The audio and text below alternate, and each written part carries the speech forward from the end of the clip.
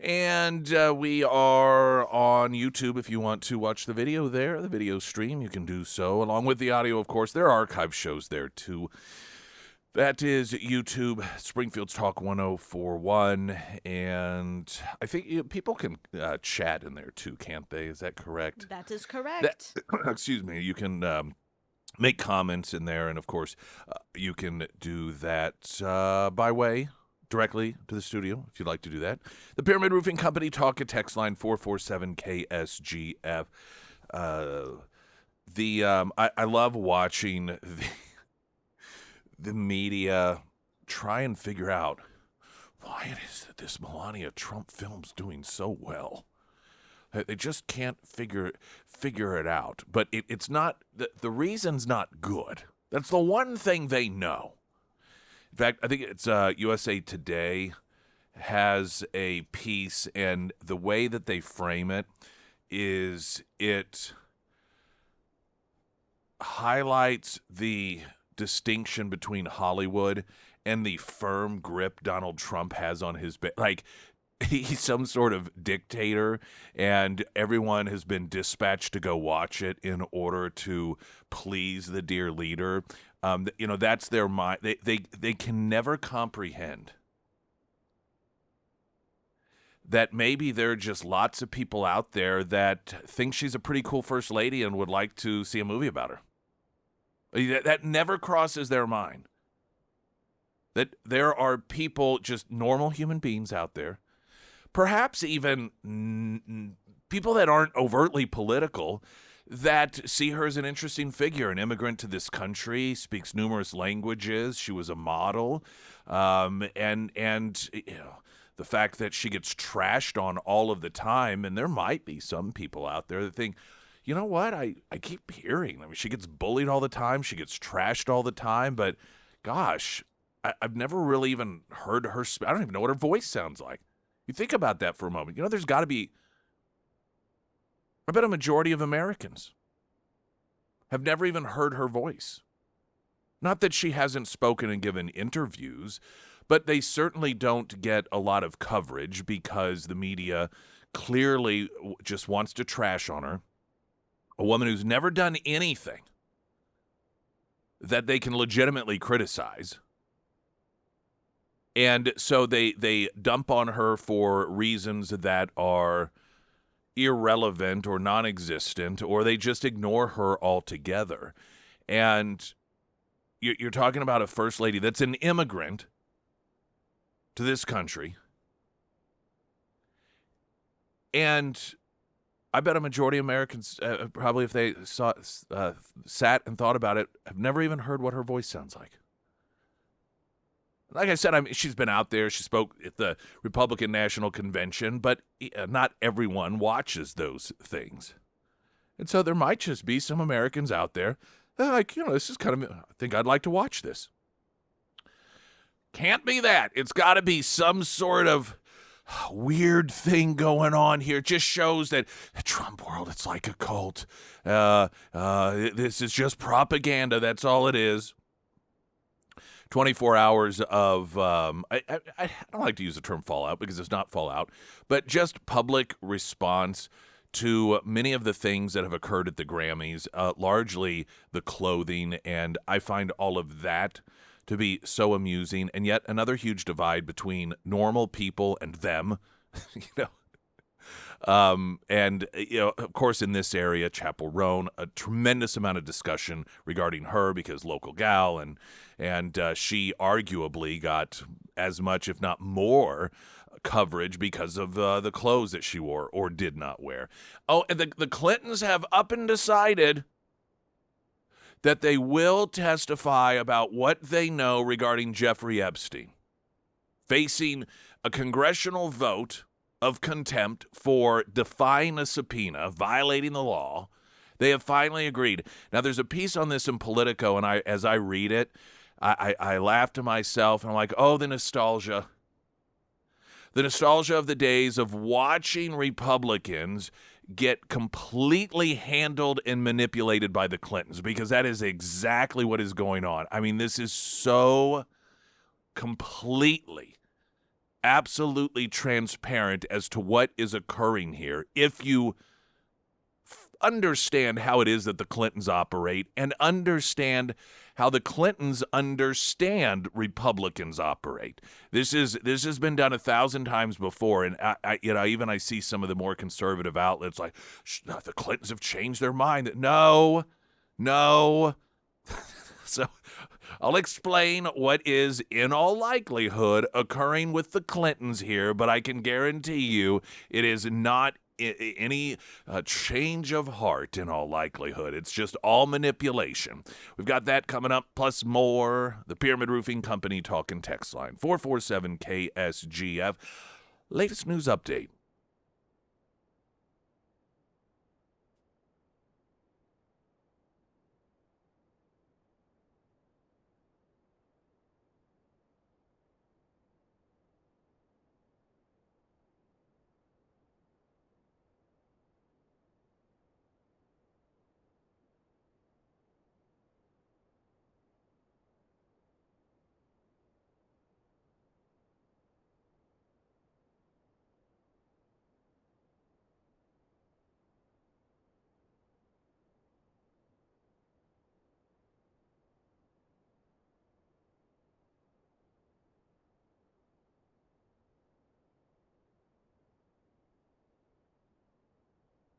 And the first alert forecast from Ozarks First meteorologist Tom Schmidt, sponsored by St. Clair of the Ozarks Home Improvements.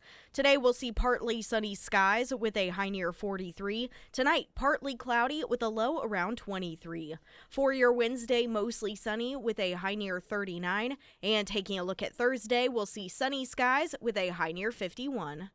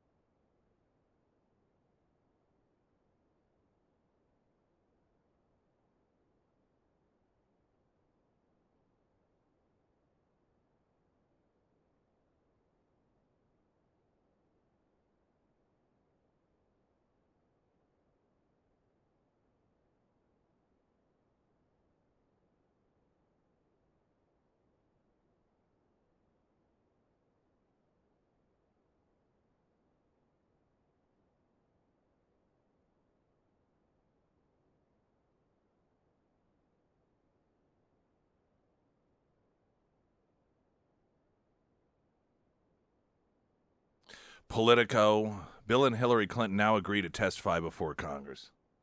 All right, now, let me just tell you now, this is all theater. Now, we can leave open the one possibility, and oftentimes people argue the simplest explanation, of course, is the accurate one, and there's reason for that, and it's arguably statistically accurate. But we are talking there's a difference between the easiest and most obvious, when you're looking from the outside in, but that changes once you understand how these people operate. Then what you recognize as the most likely, the most common sense, all of a sudden becomes something very different. So just an outside observer, you see this, and one may think, well, Clinton's clearly felt backed into a corner now. The background on this, of course, is the fact that Bill and Hillary Clinton separately were subpoenaed to come testify behind closed doors before a committee regarding the information they had about Jeffrey Epstein. No one can claim that they have no information about Epstein, even if, let's say, they're both pure as the driven snow, especially Bill Clinton, and he didn't even know about all of what everyone else knew with the girls, and he had no clue whatsoever, completely naive to it. They were very, very close to him, and they were involved with him when it came to all sorts of finances, particularly with the quote charitable foundations, and so they were very, very close, thick as thieves in certain capacities. Epstein is a guy that Bill Clinton was close enough with when the Clintons, Bill and Hillary, were invited to the wedding of the king or prince of some small country. And it was a private event. It wasn't some massive, celebrity event, but it was a private wedding, relatively small when you're talking about it being royalty of some country. And Hillary was not able to make it. I believe she was Secretary of State at the time. Bill Clinton brought Jeffrey Epstein as his date. And even at the time, people thought that was really bizarre when you get invited to a wedding, you and your spouse, to just bring some other person to the wedding that was not invited. There was a bit of a buzz around it at the time. This is how close they were with Epstein. The two of Bill and Hillary Clinton again issued subpoenas, and they're like, no, we don't think so. This is the same approach that was taken during the previous administration by a Republican who would go to prison for it. Steve Bannon. And so James Comer, chair of the committee, had the committee vote on contempt charges, and it passed out of committee with a number of the sort of new rabble-rouser Democrats, sob squad gals, which I argued at the time. This is part of the whole takeover. This is kicking out the old and having the radical extremists take over. And this was part of, all right, the Clintons out, getting the old folks out of there. The next step is to go before Congress, which was believed to be an easy pass. And from there, it would go to the decision of criminal charges. It was pretty much assumed that Pam Bondi was going to do so, particularly given the precedent of the previous administration going after Steve Bannon and throwing him in prison. So now all of this sudden, the Clintons are like, okay, all right, yes. And so an outside observer may look at this and say, well, they're just worried about going to jail. They figure they've used up all their aces. They don't have much choice now. They're not necessarily going to tell the truth, obviously. They're not going to get back there and start revealing everything behind closed doors. There'll be a lot of I don't remember this and I don't remember that, or straight up lies. But just the fact that they have to, the indignancy that they face of having to go back, some hick congressmen forcing them to come answer questions. Who does he think he is? We're the Clintons. So they must just feel backed into a corner. This is all delay. This is all delay. This is to get the first step is to stop the contempt vote from occurring. And while it doesn't have to stop, Republicans now they got it, because you're going to have some of these weak-kneed Republicans like, well, now they're offering to, it would look really bad if we went ahead and voted after they said that they would go ahead and testify. It would look like we're not really trying to seek the truth. We're just trying to nail the Clintons for political purposes, and we don't want to do that. See, the Clintons know. You got to remember, Bill Clinton, with the exception of the 104th Congress under Newt Gingrich, that was really the only time in the Clintons' political history that they dealt with a Republican Congress in particular, led by someone that was like, no, we're not going to mess around with that stuff. And was very formidable. Outside of that, the Clintons know how Republicans operate. They know how to manipulate Republicans. And they play off the weak-kneed fear of the Republicans that oftentimes are in leadership. And they're setting the stage to create fear within the Republicans that they'll look like they're just going after the Clintons and that they're not really interested in the truth. And so what do? You say, oh, okay, we'll testify. Well, then what happens if they call their bluff, right? That's next step.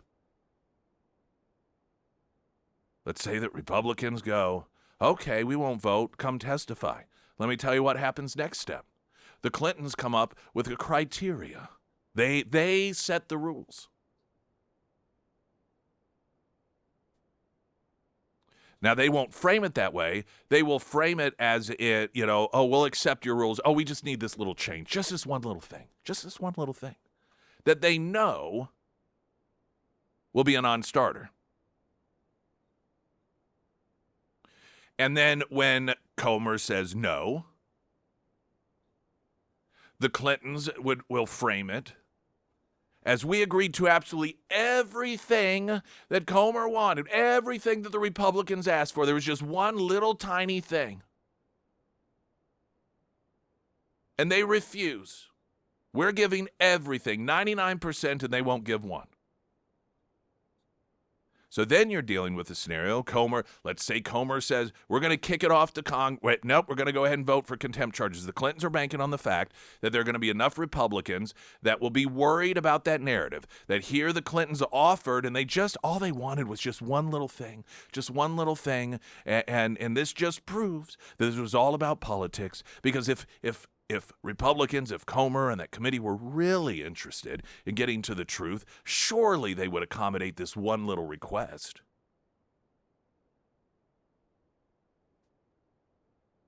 But let's say that instead of going that route, instead of telling the Clintons to pound sand, we're going to send it to a vote. Comer accommodates, says, okay, we'll do that. Guess what the Clintons will do? They'll come up with something else that needs to be changed. This is all about delay, delay, delay, delay, delay.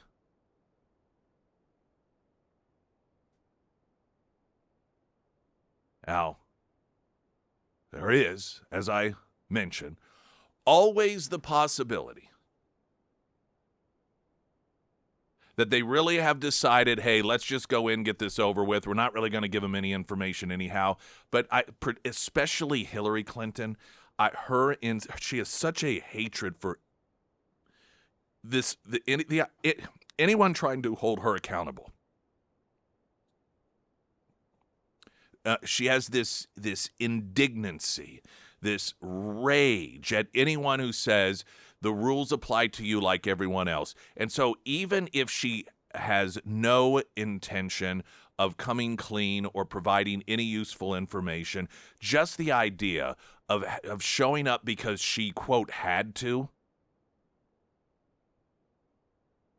is against everything within her instinct. So I find it highly unlikely that is the route, and that this is instead playing on the Republicans, and I suspect that they are going to dance just as the Clintons want them to.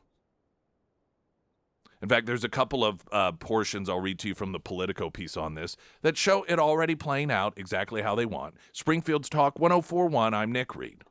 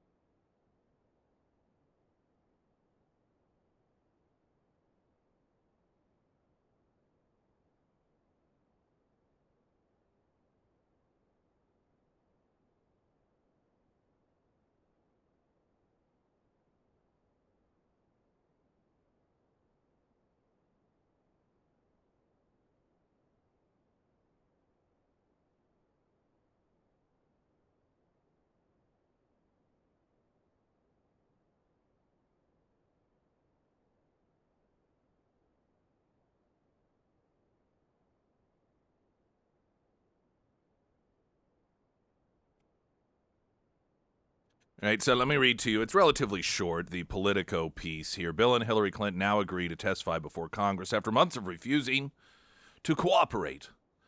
The Clintons announced that they were now willing to comply with the subpoenas as the House Rules Committee was in the middle of meeting to tee up consideration on the contempt resolution for later this week. The unprecedented turn of events scrambled the GOP's plans, and it's not quite clear what comes next. Well, of course, that's the point. And by the way, this isn't unprecedented. It may be in certain capacities, but it isn't in terms of how the Clintons operate. This is a combination of the fact that they're attorneys. And when you're an attorney, you try to get things kicked down the road. You try, particularly a defense attorney, drag things out as long as you can. But they're also very seasoned at evading responsibility for any sort of activities that they have been involved in or participated in. Chair Virginia Fox, Republican North Carolina, of the Rules Committee, said, quote, I think we need more time to clarify with the Clintons what they are actually agreeing to. Accordingly, the committee will postpone further consideration of contempt. Well, it's almost as if the Clintons knew that that would be the result. She went on to say, however, should there not be substantial compliance and agreement overnight, the committee will return to continue the hearing on the contempt. A spokesperson for Bill Clinton said in a statement on social media that the former first couple looks forward to setting a precedent that applies to everyone. The Oversight Committee voted on a bipartisan basis in January to approve a contempt measure for each of the Clintons after both skipped their scheduled deposition earlier this year. Although both have said that they have no knowledge of Epstein's crimes, they have maintained that the subpoenas were not tied to a legitimate legislative purpose, rendering them invalid. Bill and Hillary Clinton also argued that the GOP-led exercise was designed to embarrass and put them in jail. Quote, the Clintons' counsel has said they agree in terms, but those terms lack clarity. Yet again, and they have provided no dates for their deposition. House Oversight Chair James Comer said in a statement yesterday, the only reason they have said they agree to terms is because the House has moved forward with contempt. I will clarify the terms they are agreeing to and then discuss next step with my committee members. Now, I don't think James Comer is not naive to this. But what James Comer has to deal with is the impact this has on all of the Republicans in Congress that he will need to vote for this.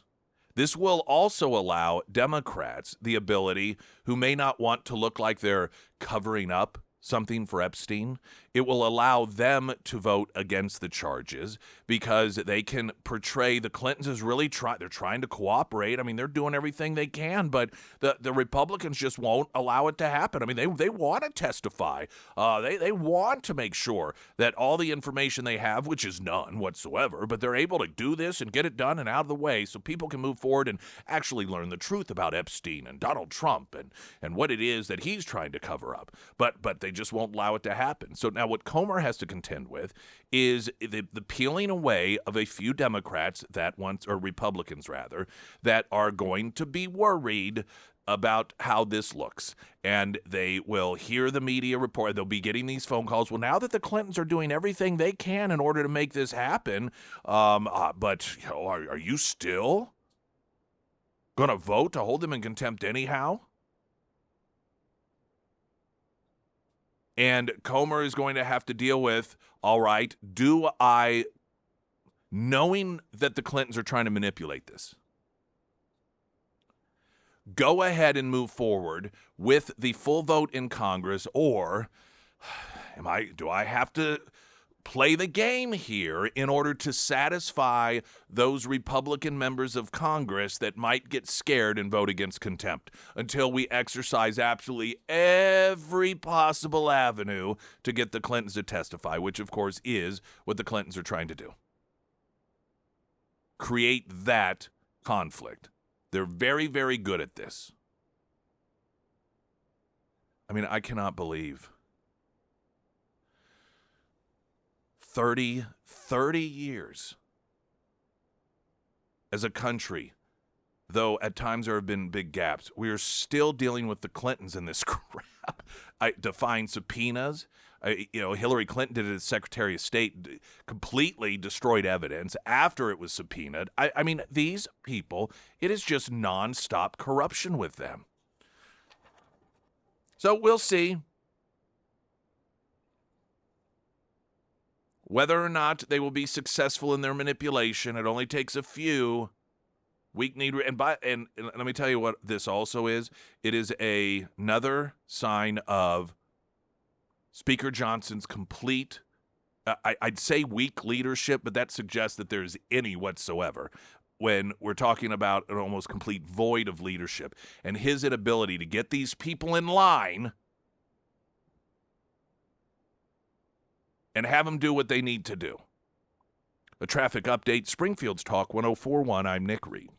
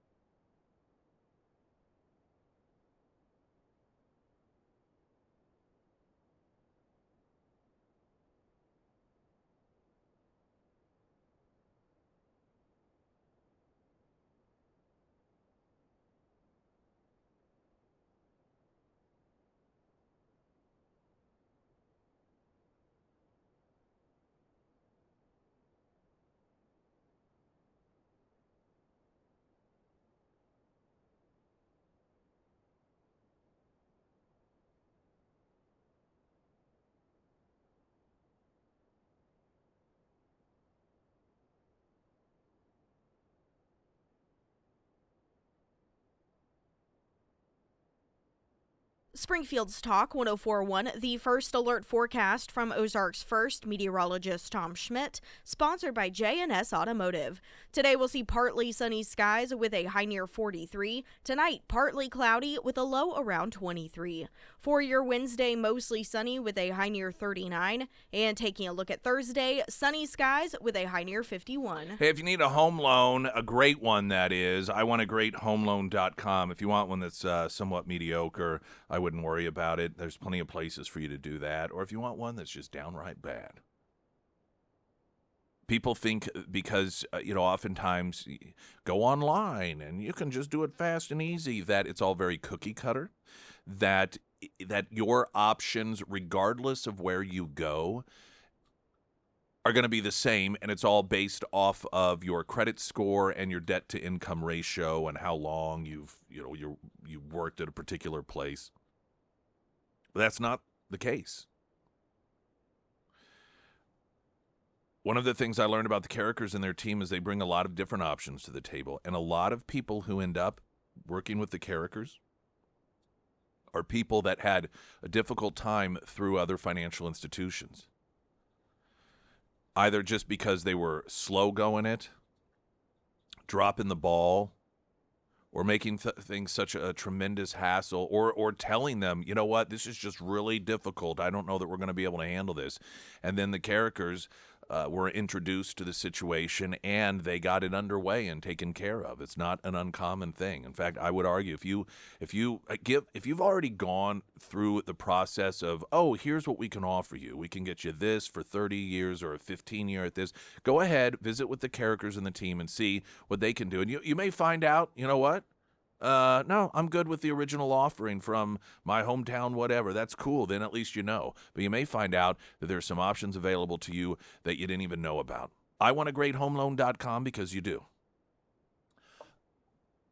Okay, so I wanted to share with you that we have posted this morning a sit-down video podcast interview in which I was the guest. And we've got this on my Facebook page, the Nick Reed Facebook page. And the host of the podcast used to, I know him. I've known him for years. Sarah, you know him as well. Mm-hmm. He used to be on our Top 40 station.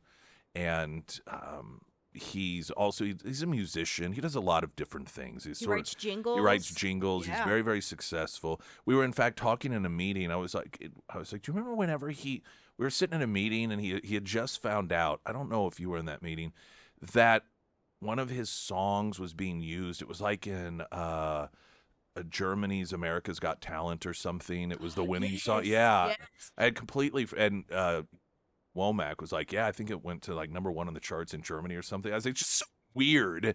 It's a weird thing when you know someone on a personal level and you're around them and you know their personality, and then you find out that these things, like, that just seems so weird to me that Jay, that he does these things that have these, like, his song is known throughout. It's just a weird, I don't know, to me it's sort of an odd thing.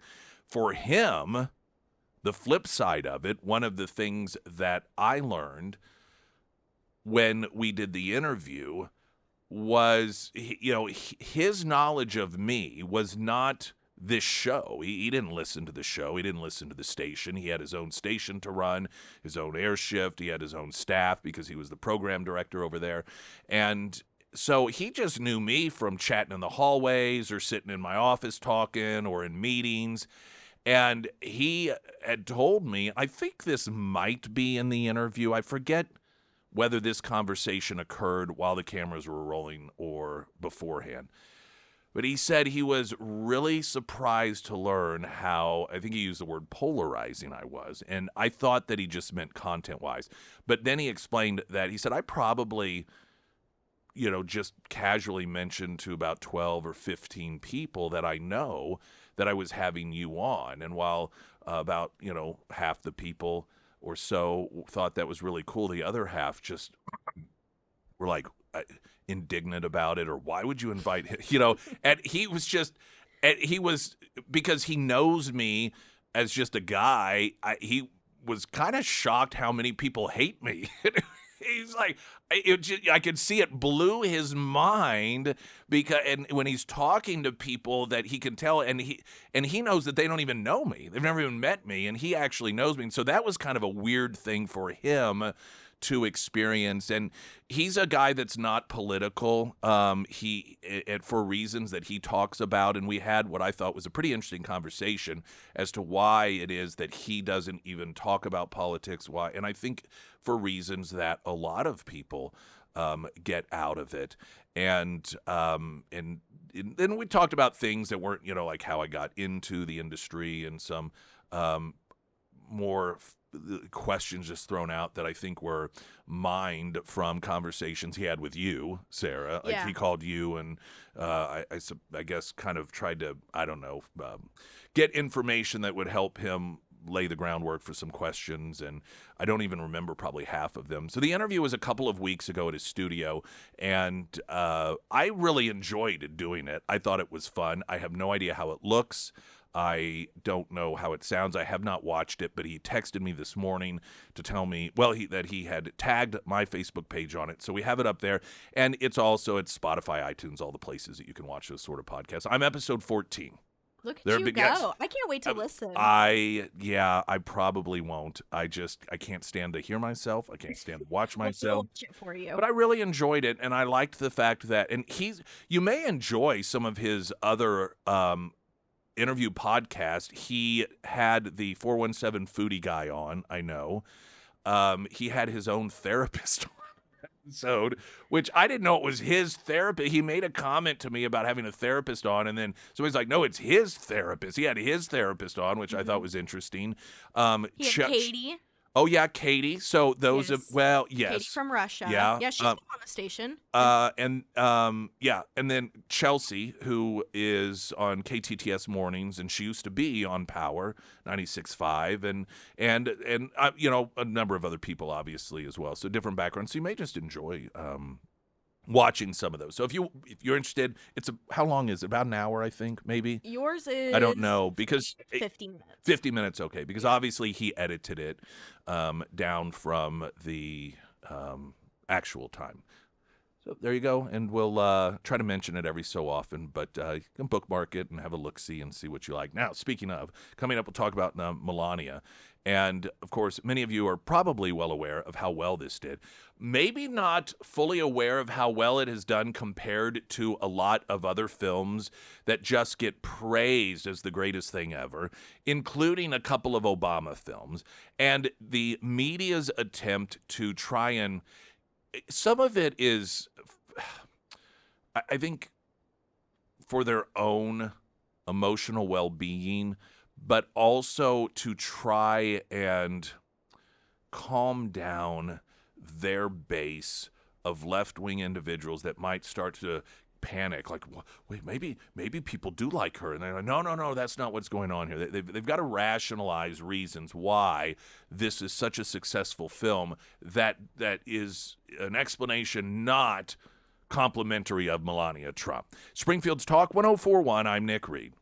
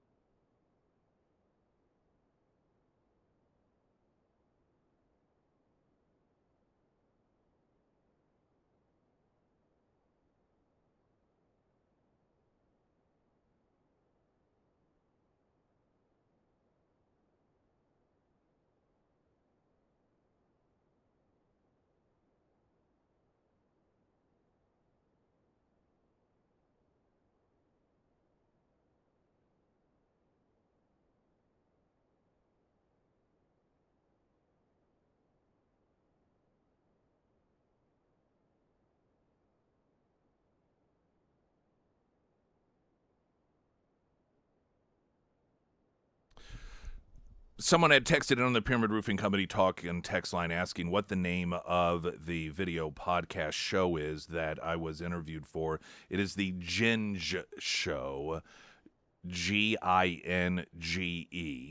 And as I mentioned, there are about 14 episodes at this point. I was number 14, and that just launched today. And we do have it on my Facebook page, so you can find it there, the Nick Reed Facebook page. But you can also go to YouTube and just look up the Ginge Show and find it as the most recent episode there if you'd like to watch it. Melania, slammed by critics, makes history. What could it mean? USA Today writing, critics called Melania the opulent and controversial documentary from Hollywood pariah Brett Ratner an elaborate piece of designer taxidermy, horribly overpriced and ice cold. The Atlantic said, Ratner seems desperate to find action, but there is none in his quest to chronicle First Lady Melania Trump's life in the 20 days leading up to her husband's second inauguration in January 2025. Variety's film critic argued that Melania, released in theaters January 30th, was a piece of state-sanctioned propaganda out of 1960s communist China. And yet the film still recorded a $7 million opening weekend, according to estimates, on Sunday. The movie's blockbuster status may represent the gap that continues to exist between Hollywood and President Donald Trump's grasp on his MAGA fan base. The film's first weekend success is reminiscent of Trump's two electoral victories in 2016 and 2024, showing the family can provide shock at both the ballot box and the box office. And it goes in just to talk a little bit about what the film promises and so forth. Full disclosure, I haven't seen it. Can't comment on whether it's great, whether it's not, whether it's insightful, whether it's not. I have no idea. I find it interesting, though typical, that this is yet again an admission by the elite left that they have no comprehension of why it is that middle America, why it is we are the way that we are, how it is that normal people find interest in these things. And oftentimes they tell themselves and the audience that they're on a quest to figure this out, but they never really want to figure it out. What they want to do is figure out a way that they can look at the situation and explain it away through the lens of Donald Trump supporters are bad, it's negative, like it can't ever be a positive or even just a normal behavior thing. It doesn't even have to be positive. And I think the fact that the framing of it here, it really gives a demonstration of that instinctual divide that they have, between them versus the rest of us when they say the movie's blockbuster status may represent the gap that continues to exist between Hollywood and President Donald Trump's grasp on his MAGA fan base. See, in their minds, this must just be because you're controlled by Trump.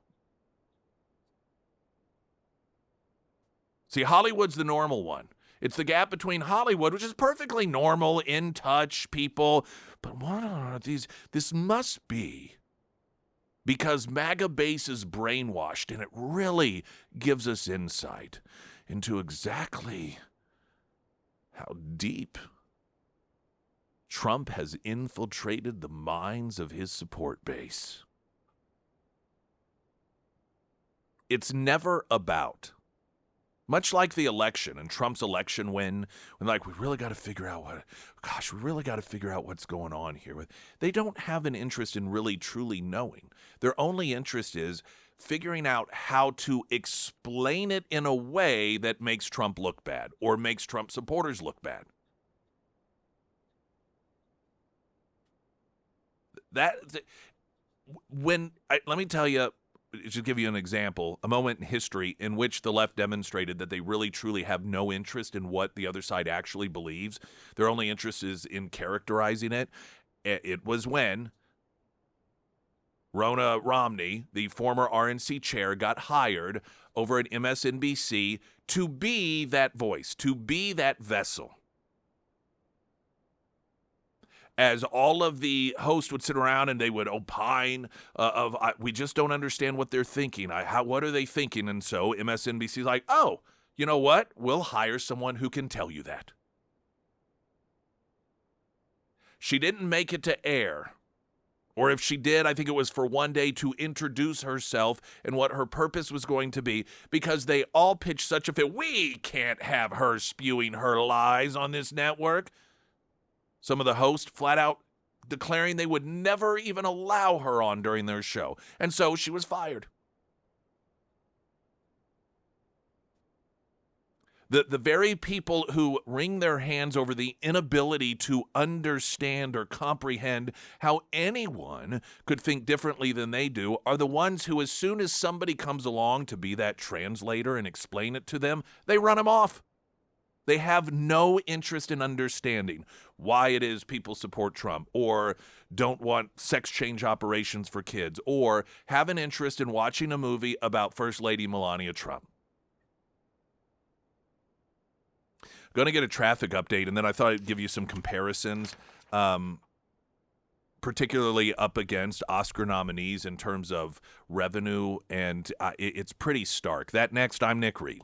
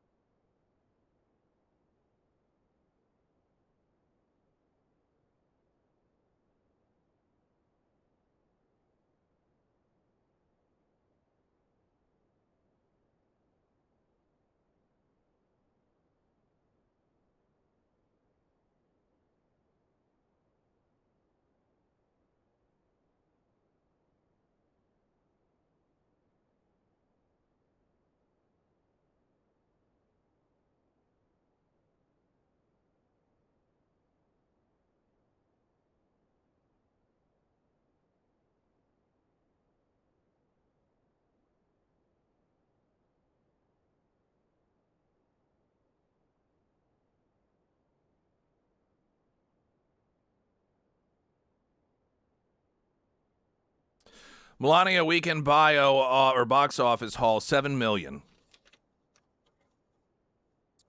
Back in 2018, the final year was released theatrically, advertised as a chronicle of the Barack Obama administration's foreign policy team and the events of Obama's final year in office. Only garnering enough support to make it into 39 theaters. After 2 weeks of the final release, it grossed only $262,000. When you broke it down per theater, that was $120 per theater. By comparison, Melania Trump in 1,778 theaters grossed $1,035 per theater, so almost 10 times the amount. In, 8 theaters versus 1,700 theaters.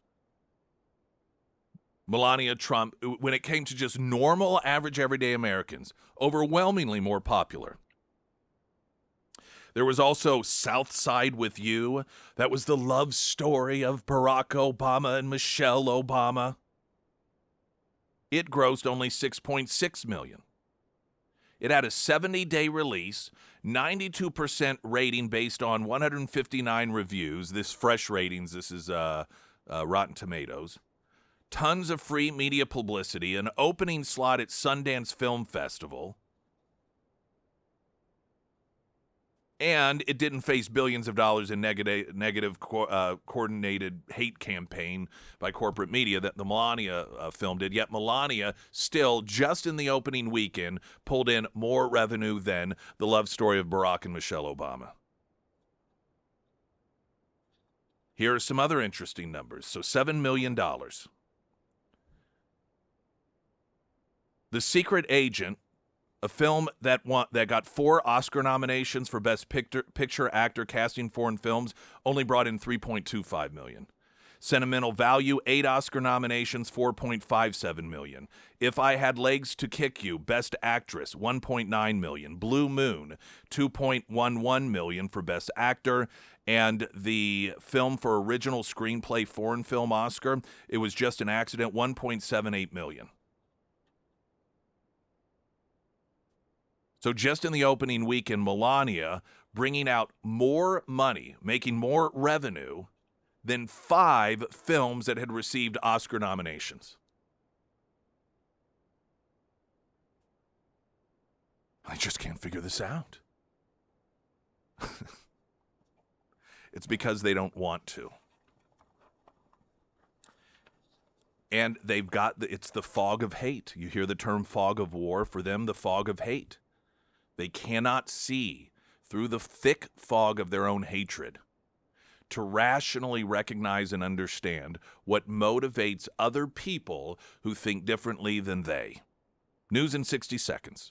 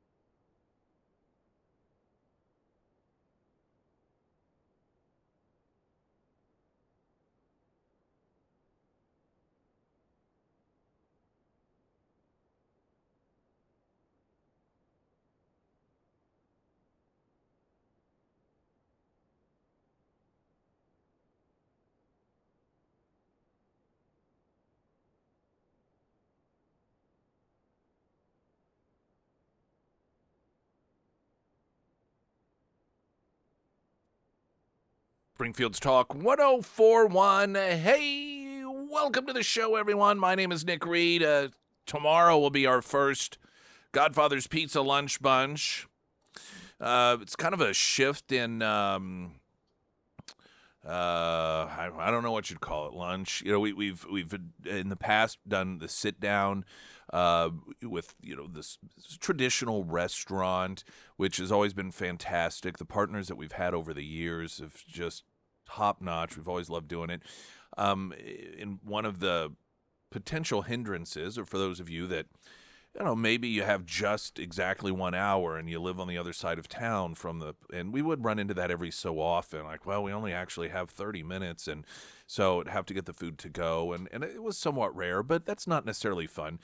And Godfather's just, incredible owner, great folks, and just some of the absolute best pizza that you're going to find around. And wings, I always talk about the pizza, but they have so many other offerings, and the Springfield location specifically they do have a private room that you can utilize if you want, with big projection screens, and they have not only the pizza buffet but a salad bar. And we thought, let's do for a while lunch bunch with the good people at Godfather's, and then those listeners that maybe didn't sign up because they weren't really afraid they'd be able to get in and out if it was a busy lunch day, will be able to sign up, because with a buffet, hey man, boom, you can, if you have to do things relatively quickly, then you'll be good to go. Or we can just sit around and take our time also, for those that aren't necessarily in a rush.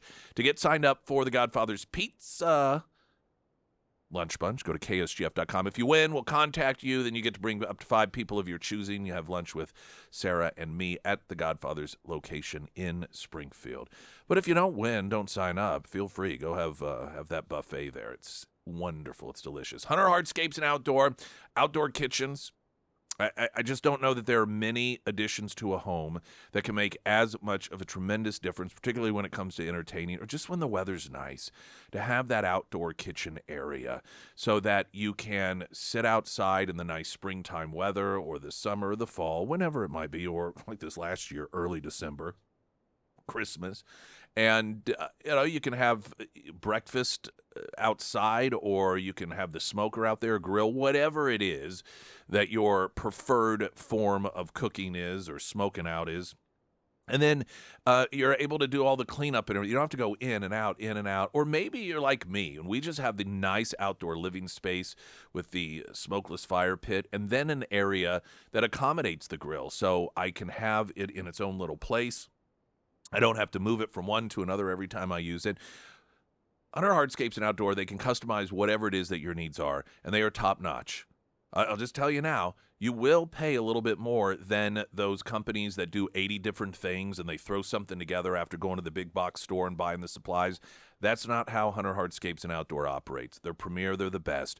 And so you got to plan ahead of time, and then they'll come pay a visit. You'll go over what it is you're looking for. They'll come up with some design ideas, and you go from there. HunterHardscapes.com. You can find them under Nick's endorsements at KSGF.com. All right, a number of things. Gavin Newsom is essentially begging people to buy his book. And this totally different subject matter, but so very important. There is a landmark judgment made against a therapist, psychiatrist, psychologist. There is a difference. $2 million judgment against a psychologist that told a minor and the minor's mom, if you don't get a sex change operation, you'll probably kill yourself. And so that's exactly what happened. The sex change operation, which was a tremendous mistake. There are numerous lawsuits underway against these psychopaths that, can you think of any other cosmetic surgery that, or anything, this is just beyond me, any procedure in which a medical professional tells a patient, well, if you don't do this on my advice, you might kill yourself. Anything else? The fact that that even occurs should tell everyone that there is something massively wrong with this, but the left leans into it. Well, while there are a number of cases that are currently underway, this is the first judgment that has actually been made against someone in the medical community for giving this psychotic advice. And many believe this could be the beginning of the floodgates, that this is a precedent that while lawmakers, some have taken steps forward in order to protect underage people from this sort of barbaric manipulation, that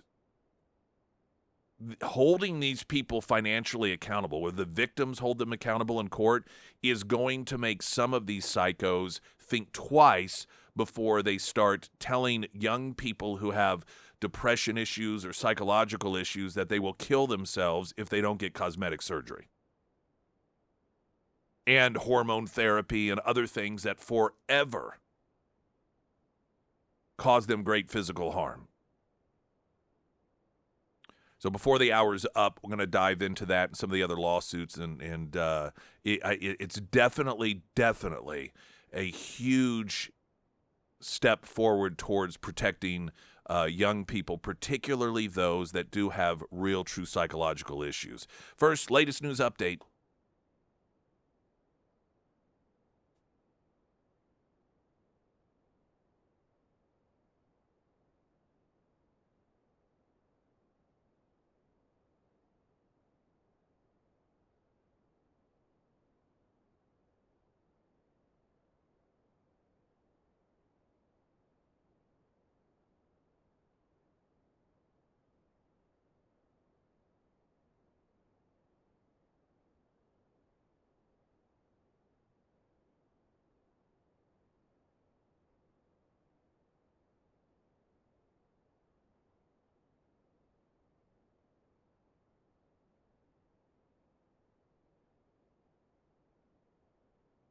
And the first alert forecast from Ozarks First meteorologist Tom Schmidt, sponsored by St. Clair of the Ozarks Home Improvements. Today we'll see partly sunny skies with a high near 43. Tonight, partly cloudy with a low around 23. For your Wednesday, mostly sunny with a high near 39. And for Thursday, we'll see sunny skies with a high near 51.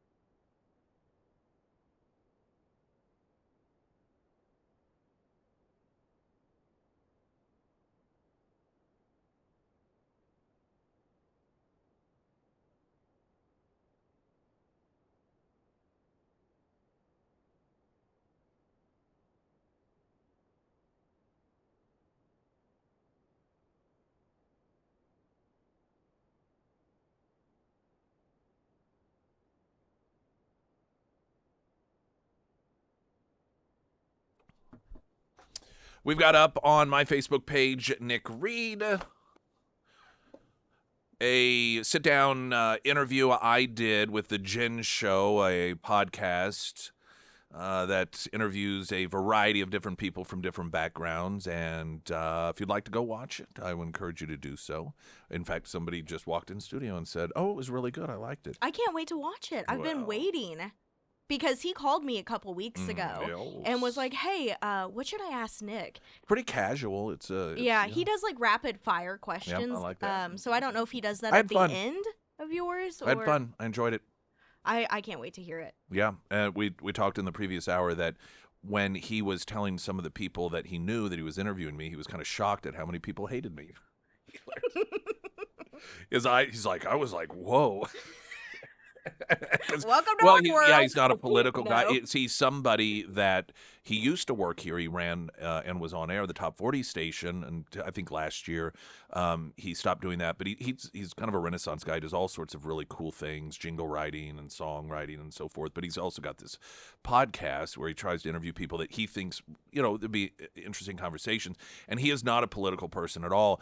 But what was funny about it is that he just knew me from in the office and meetings, and so it was shocking to him based off. I'm not here claiming because I'm the most awesome guy in the world, but he just, he and I got along well, and he was a little shocked to hear how many people really hated me that he knew. It was just like literally like, what are you talking? You mean Nick Reed? And I think we talked about that. I know we talked about it. I just forget if it was on camera or not. But anyway, if you go, his YouTube channel is called The Ginge Show, as in ginger, The Ginge Show. But you can also go to Nick Reed, the Facebook page, and we have it posted there. Now, this isn't the most serious story, but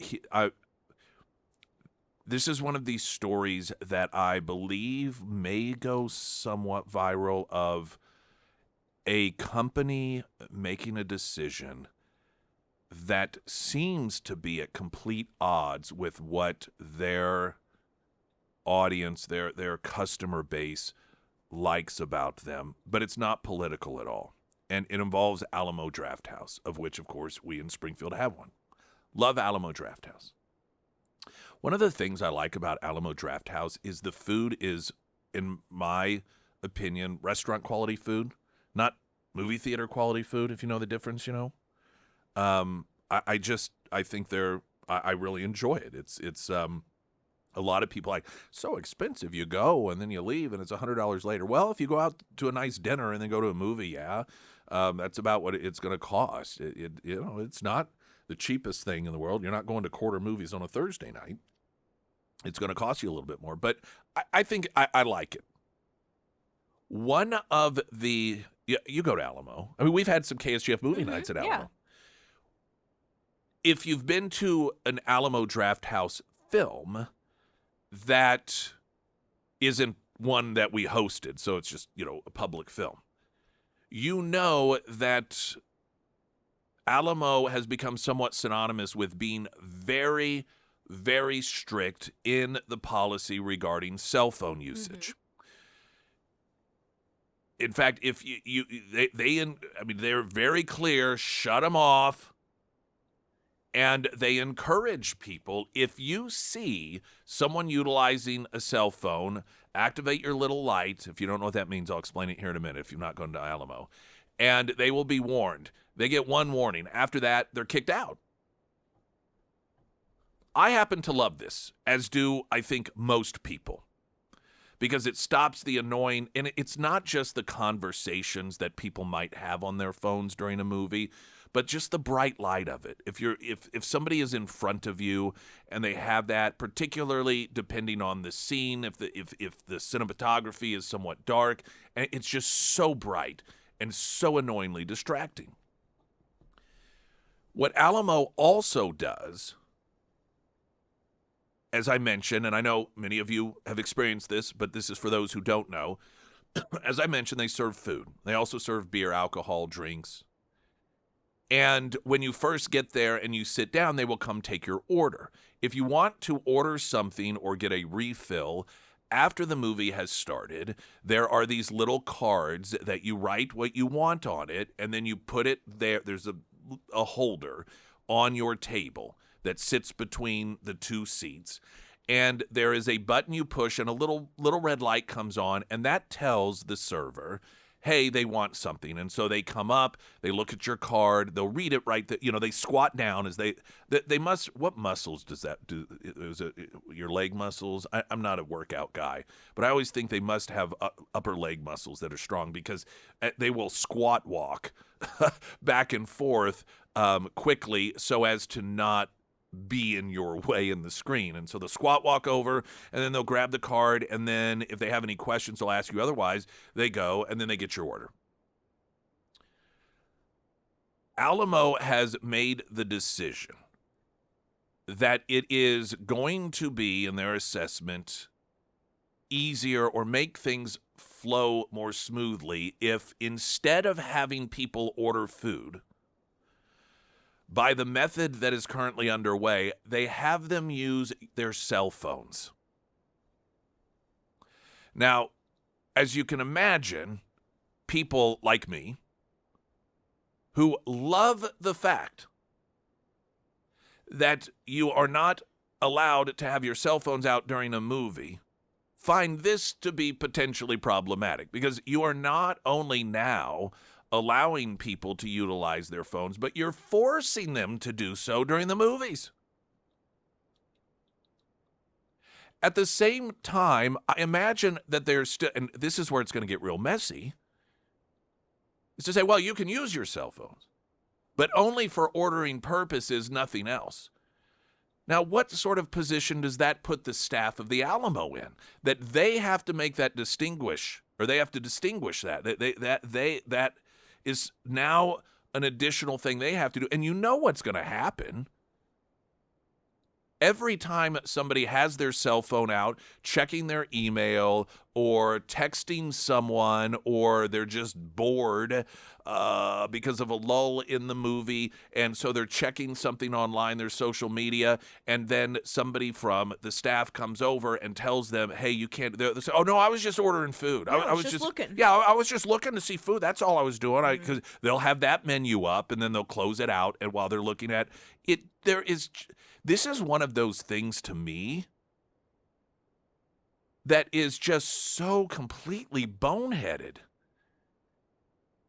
This is almost Cracker Barrel style miscalculation as to what it is that the audience wants. But then again, the implications of this, the difficultness of it's just an impossibility to distinguish between whether they're using it for the legit purposes of ordering food, or are they actually, just using their cell phone for other purposes.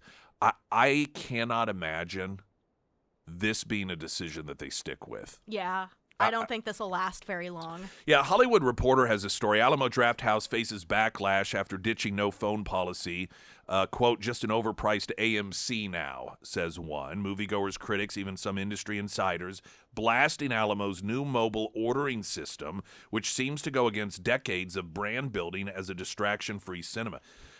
When you think of Alamo Drafthouse, two things probably come to mind. It's the much-loved cinema chain that pioneered serving food and alcohol in theaters and has the industry's strictest policy of no talking or texting during a movie. Earlier this month, the company revealed a change that is being widely viewed as undermining the second part.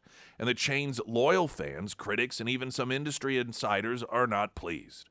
The company's CEO, Michael Kausterman, announced a new policy where customers order food and drink on their phones, replacing the decades-old system whereby customers scribble orders on a piece of paper for a server to pick up. The program started in August, but mobile ordering was limited to before a film begins. But on January 9th, Kausterman announced that starting next month, that would be February this month, mobile ordering will be required during the film too.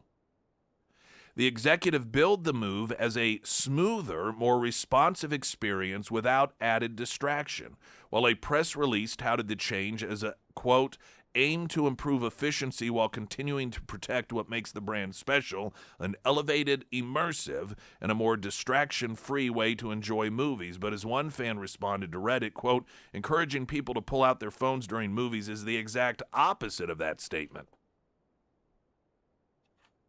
So far, moviegoers say the new system is anything but smooth and a distraction-free. Some Alamo supporters in the industry have blasted the change, quote, a move completely antithetical to the ethos of the Alamo and to those who love the theatrical experience they provide, wrote the Lord of the Rings star and Austin resident Elijah Wood, going on to say this is a profound and upsetting mistake. The Austin Film Critics Association released a detailed statement slamming the new experience. Don't talk, don't text has been the Draft House's mission statement since its earliest days as a single-screen cinema in Austin. Its growth into a national cinematic institution has been no small part due to audience knowing that they can have a disturbance-free experience and that staff will intervene to prevent the distraction of cell phone usage. The statement went on to point out that the new process puts staff in an impossible position of policing the right and wrong kind of phone usage, opening the system to abuse and the potential of piracy, and also noted this is particularly worrying as Draft House locations are often used for festivals and pre-release screenings. I hadn't even thought of that aspect. Do people still do that? With the way that films are digitally transferred, the idea that people might still film on their phone a movie in the theater for early release just seems so antiquated to me.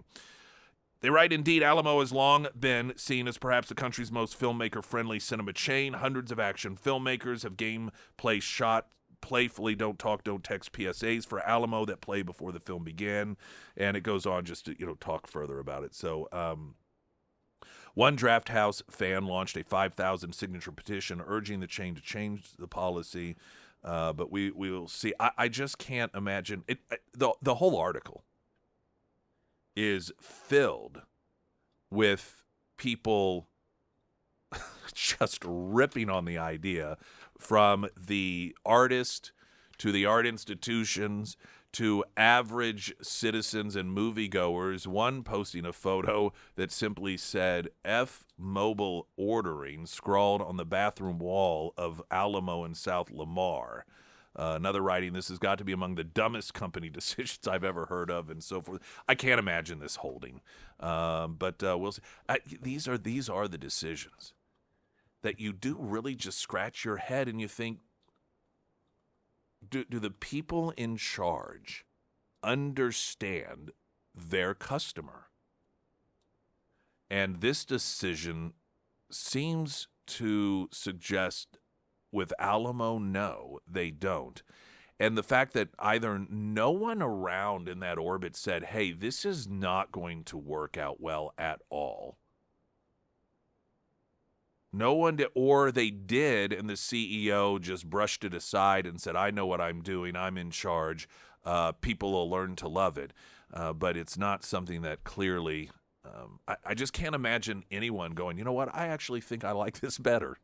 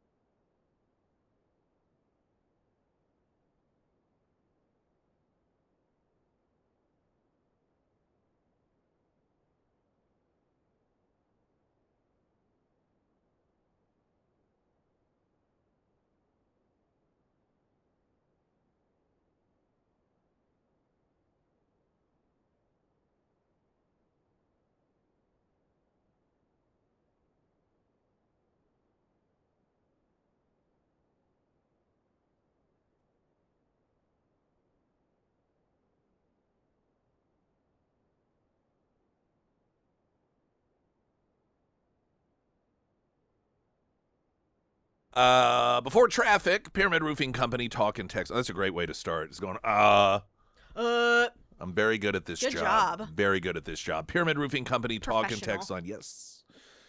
I agree. We're talking about Alamo. Alamo Draft House, a new policy they're putting into effect that Alamo's long been known for very strict cell phone policies. You get one warning if you're using your cell phone, you have it out. After that, you're out, you're gone. Well, now they are going to require you to use it in order to order food and drinks, which is a departure from the standard way of doing it. And virtually everyone is opposed to this move.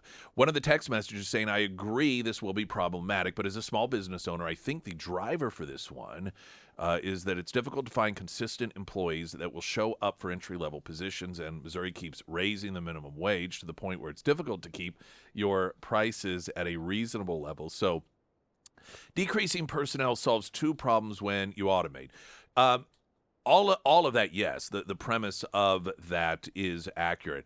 I don't, however, believe that this will actually cut down on personnel because the people who take the order are the same ones who bring it to you. They're the same ones that when you show up, because it's not a traditional theater where you have a ticket, you just go in and you sit down in the seat that you purchased, and then they come and they check your phone to see that you have actually purchased the ticket. And so there's already people who exist, and they are the ones that check the ticket and they bring the food to you. And so I don't think you're going to lose any staff by doing this. Now, I could be wrong, but I don't I just that doesn't seem to be something that would really make a big enough difference for them to make a move like this. Now like I said, the premise of that argument is absolutely correct about entry-level employees and increased minimum wage and so forth. But I just don't know that this is going to really result in a lack of need for so many personnel.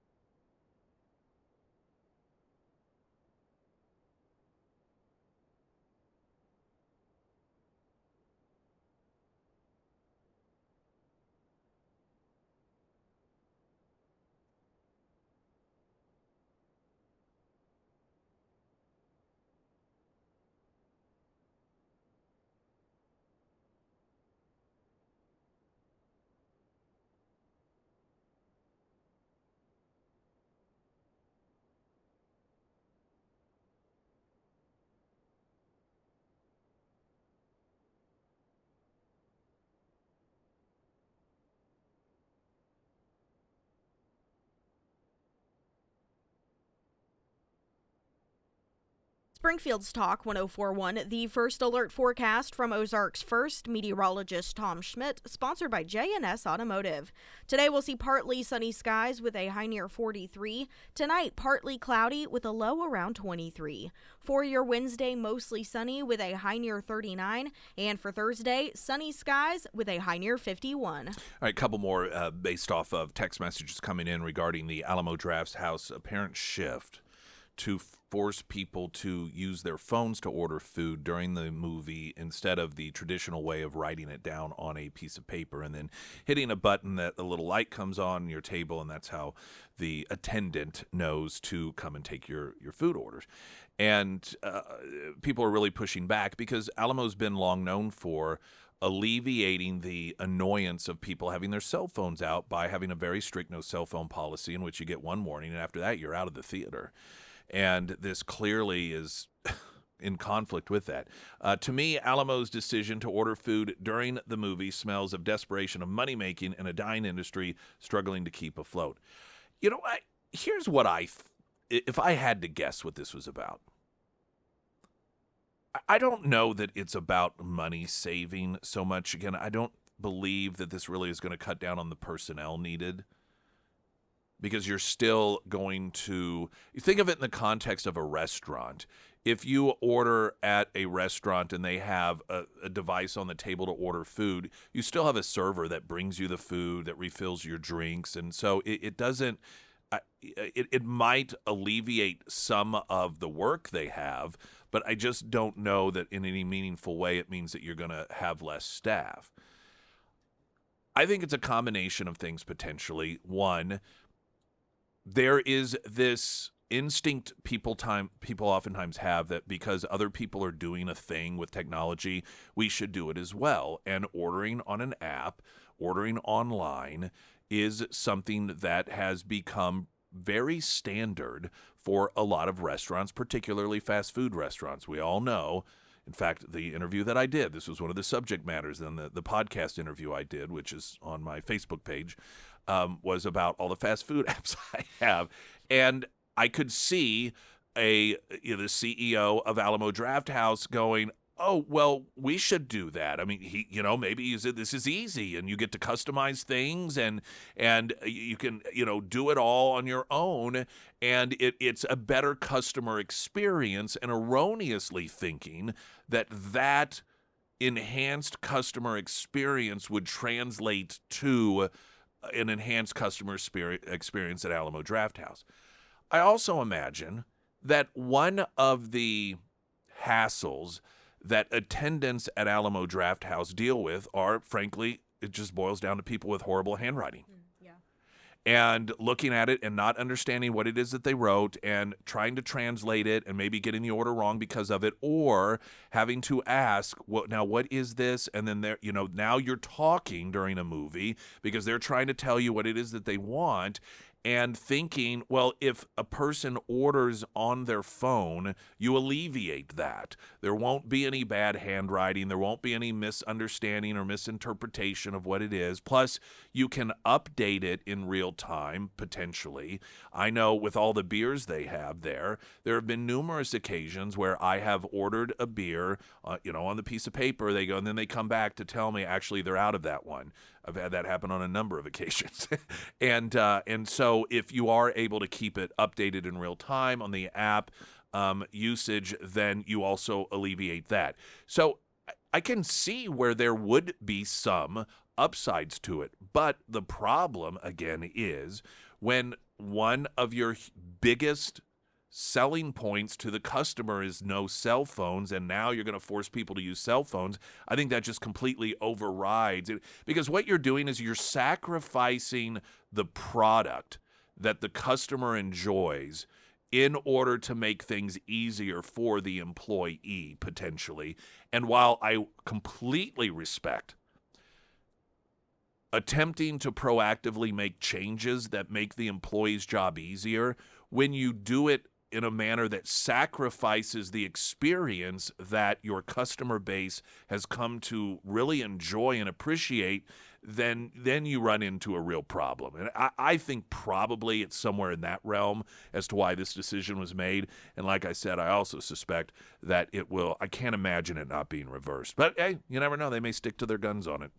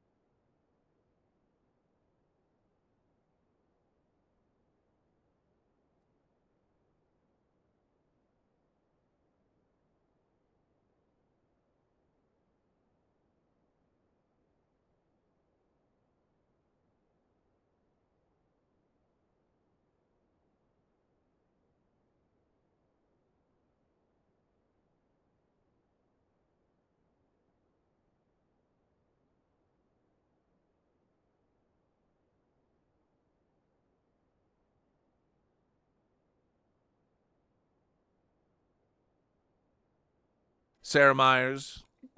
The Pyramid Roofing Company, the snow is still melting off, and if you are experiencing roofing issues, yellowing on your ceiling, drips around your chimney or your skylights, or maybe your gutters are just not keeping up, you don't have to wait until spring to have the Pyramid team out because they work year-round. They offer free roof inspections, they work with you through the insurance process, they use high-quality materials, and they are just all around awesome. Plus, they offer discounts for our military and our first responders on new roof installs, so that makes them even more awesome. If it is time to have the Pyramid team out to your home, reach out to Josh today and schedule that free roof inspection. You can find all of the contact information for the Pyramid Roofing Company under the Sarah's Endorsements tab at ksgf.com. All right, quickly, some of your Alamo Draft House new policy text messages. A lot of people under 25 just don't know how to write using a pencil or a pen. They have to have an app to serve a younger generation of incompetent humans, plus people who don't speak English. And others saying, how many people can't read cursive? I only write in cursive. That's yeah, true. and that they've had people like, well, what is this? I've seen before these memes that, like, if ever people under the age of whatever try to really take over the world, the rest of us can write to each other in cursive to communicate it secretly because they won't know how to read it. And let's see, someone said they think it may be a way to data farm and send targeted offers. Interesting. Very interesting. Yes. Could they sell ads? That's a very curious thought. And another, server robots are next, and they will, of course, turn. You imagine how uncomfortable it would be if you are at a showing of a film and you have a server robot and the movie is about a conflict between humans and robots. How uncomfortable that would be. It would be very, very uncomfortable. Are they going to turn halfway through the movie? Right. Or if it's a scene where the humans are just really laying it to the robots, do you feel uncomfortable with the robot there at the moment? It could be uncomfortable. Or the robots you could see them collaborating back in the back like these SOBs. You see these freaking humans Poison in the food. you see these humans get really laughing it up. Watching our people get destroyed in this film, we'll show them a thing or two. All right, some good news, positive news, definitely in the right direction. New details have emerged in the case of a young female detransitioner who last week won a $2 million judgment against the doctors who performed a double mastectomy on her while she was just 16 years old. Notably, the plaintiff, Fox Varian, had her healthy breast removed about 1 year after she first started questioning her gender. The teen's mother was also pressured into signing off on the surgery, as one medical professional effectively said that her daughter would kill herself without the surgery. And this is an absolute standard manipulation tactic. Virtually every one of these young people that once they become an adult realize the horrific reality that they had been manipulated into, they all say that they were at one point, and their parents at one point were told that they would kill themselves if they didn't let the doctors do this to them. Varian was given the name Isabella at birth, but changed it numerous times during the fallout from her parents' split, which included the estrangement of her father. Independent journalist Benjamin Ryan said on X, Ryan was in the courtroom for the entire trial and reported for the Free Press. The young girl suffered from depression, anxiety, social phobia, and was diagnosed with autism and bounced around various schools. For those that aren't real in tune with how it is that all of this operates, one of the demographics that these people target are autistic people, are young autistic kids. Because kids with autism don't feel as if they fit in, and they don't know why. They don't understand what's wrong. Why is it that they don't fit in? And so they are very vulnerable to somebody in authority coming along to them and saying, well, it's probably because you're in the wrong body. And they start, well, have you ever done this? Or have you felt that? Well, oh, well, yes, that could be. And you'll kill yourself if you don't let us do this surgery. In addition to suffering from depression, anxiety, social phobia, having autism, she also suffered from an eating disorder and body image issues. However, at just 15 years old, she then started questioning her gender during sessions with her psychologist, who has been identified as psychologist Kenneth Einhorn. Just 11 months after Varian started to socially, quote, transition, the 16-year-old was on an operating table where Dr. Simon Chin removed her healthy breasts. In another shocking yet unsurprising detail, Varian's mother, Claire Deacon, was pressured by medical professionals, namely Einhorn, into signing off on her daughter's surgical transition. Einhorn insisted Varian was going to kill herself without the surgery. Deacon was effectively pressured with the option of having a dead daughter or a, quote, son who had undergone trans procedures. The jury found that medical professionals failed to consider other possible explanations for the mental health issues, like depression, ADHD, autism, or body dysmorphia, and instead rushed to approve an irreversible surgery.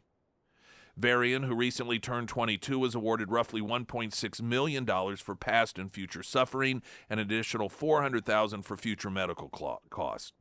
Claire Deacon, mother of Fox Varian, the detransitioner who won the award, testified that Varian's psychologist browbeat her into consenting with threats of her child's suicide, which again is a common tactic used by these predators. There are more than 24 cases still pending similar to Varian's, with detransitioners suing medical professionals for irreversible harm. Varian's verdict could be the beginning of the end of the mutilation of children in the name of transgenderism, which is good news.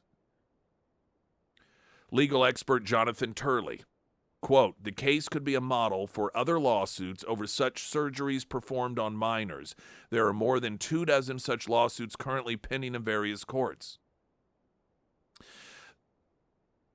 Activist and detransitioner Chloe Cole, who started to medically transition at just 13 years old, said Varian's verdict gives her hope. Quote, Varian versus Einhorn is the first detransitioner lawsuit to reach a verdict, and Fox Varian was awarded $2 million. Even better is that this was in New York. Cole went on to say, I'm going to trial as well against my doctors with the Center for American Liberty, and this gives me even more hope that I will get justice for myself. While the hope for a long time had been the law would catch up with these psychopaths and prevent them from continuing these horrific medical experiments on young people.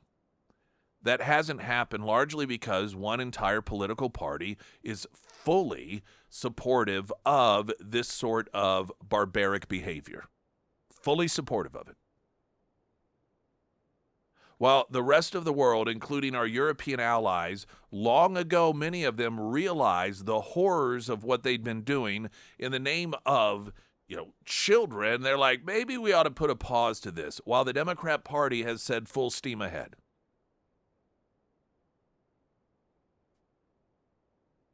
So this could very well be the route that gets us back to where we don't allow people to do these psychotic medical experiments on children that are irreversible, coaxing them into it along with their parents by saying, your child will kill themselves if you don't let me do this to them. Definitely a positive occurrence when it comes to this entire psychotic movement. Springfield's Talk 1041. I'm Nick Reed.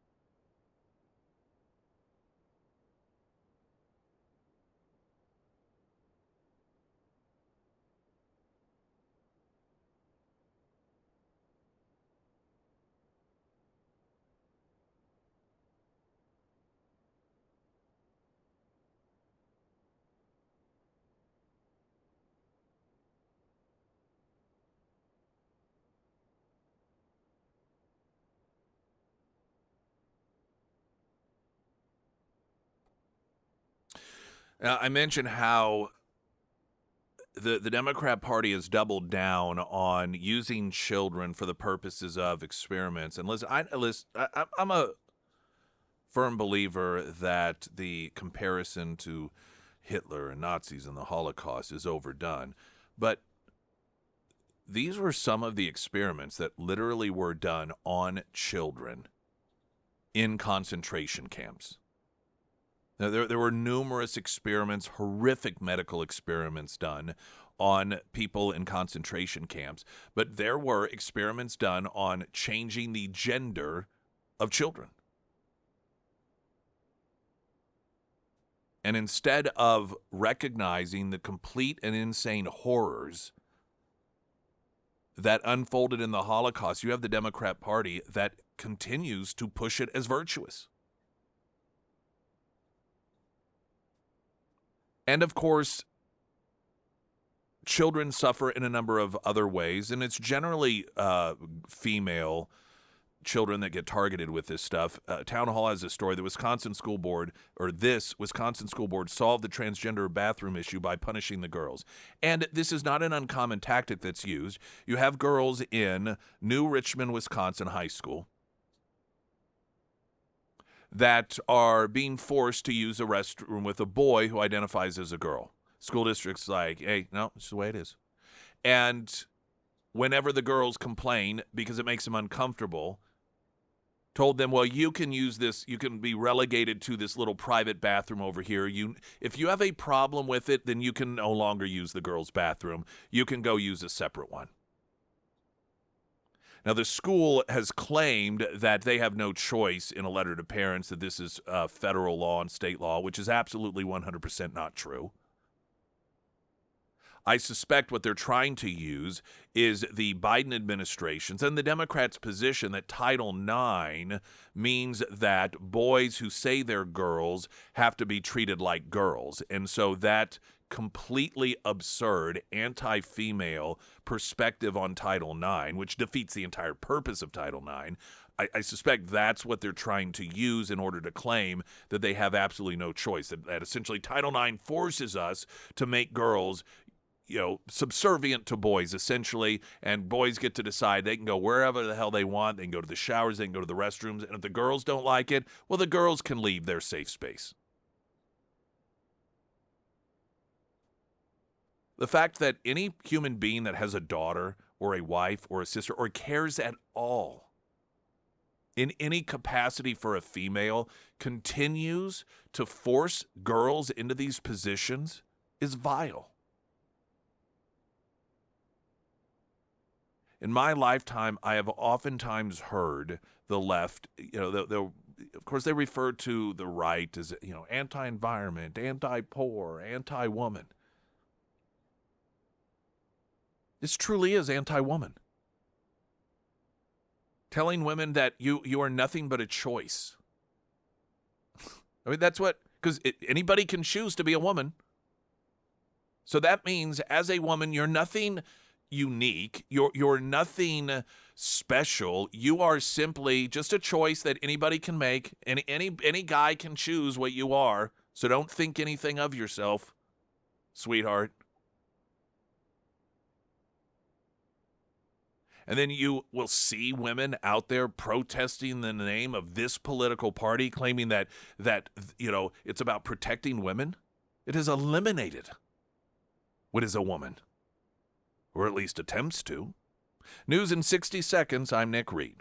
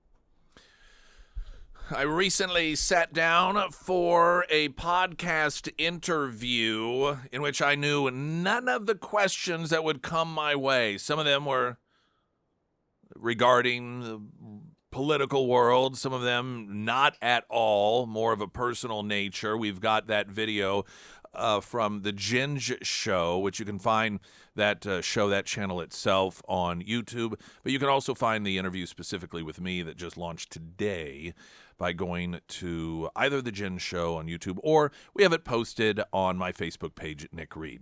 Emily Johnson, House Theory Realty. She is the absolute best, top of the line, cannot beat the service that she gives, and she's just a nice person. Homes for a lot of people are very important. They have memories, and it's a difficult thing. You think how hard it is sometimes for somebody to throw out a memento because of the memories attached to it? Well, moving out of a home that you grew up in, and maybe it's a home that you grew up in, and then the reason that you're selling it is because your parents have passed, and so it's like the one physical thing that is still part of them that you can have a connection to, and you are going to be selling that off to someone else knowing you'll never be in that. That's not an easy thing. Emily Johnson understands that. She is the very rare combination of the business-minded individual that is there to make sure if you are selling your home, you get the absolute best deal possible, or if you're buying one, same thing. At the same time, however, recognizing that it's not always just about transactions. It's about your heart. It's about memories. It's about feelings. And it's about having to make those big life decisions to move past them. And you cannot get a better person to be in your corner on your behalf that embodies both of those character traits than you're going to get with Emily Johnson, House Theory Realty. That's why I recommend her very highly. And I know so many of you do as well. Emily Johnson, House Theory Realty. The lineup, and I'm not sure. Well, gosh, Super Bowl's this Sunday, isn't it? I think I'm so. sitting here thinking because there's the announcement was made about the alternative halftime show lineup. The Turning Point. Yes, the Turning Point USA halftime show, and I want to say that was announced Months ago. Yeah, I think it was right around the time Bad Bunny was announced. They didn't announce the lineup. They just announced Right. they were doing one. Yes, and that was in response to the fact that a lot of Americans like, can we just pick somebody that, I don't know, doesn't hate America? Yeah, doesn't trash on America. Someone who hasn't pledged to never perform in our country again because they despise it so much, which is what he did. And you get these people that are on the left and they're like, I don't understand. It's just racism. Really? You really can't figure out why some people might not want to have as entertainment during the Super Bowl, which is unique to America. It's not like soccer where it's a worldwide phenomenon and everybody that football is uniquely American. And of course, the NFL is trying to change that by expanding it. Hence the reason somebody like Bad Bunny, as they try to get into the South American market, that performance, by the way, is not for America. The halftime show is not about Americans. It's about trying to increase the popularity of the NFL in South America. You may recall the first game of the season for the Chiefs was in Brazil. And so for a lot of Americans, you've got this uniquely American annual event and then a halftime entertainment show.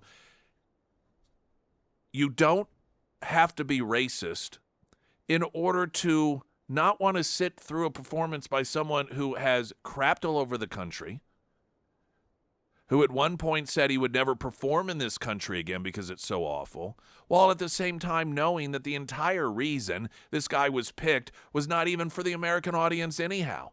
It was because of a lust for an increased audience in South America. It's not outside the realm of just normal behavior for a person to go, yeah, that just really isn't something I want to, I'm not going to enjoy it. It's not even about necessarily hating it, though some people will feel that way, but just why would I want to? Now, if you're a fan of the music, that makes sense.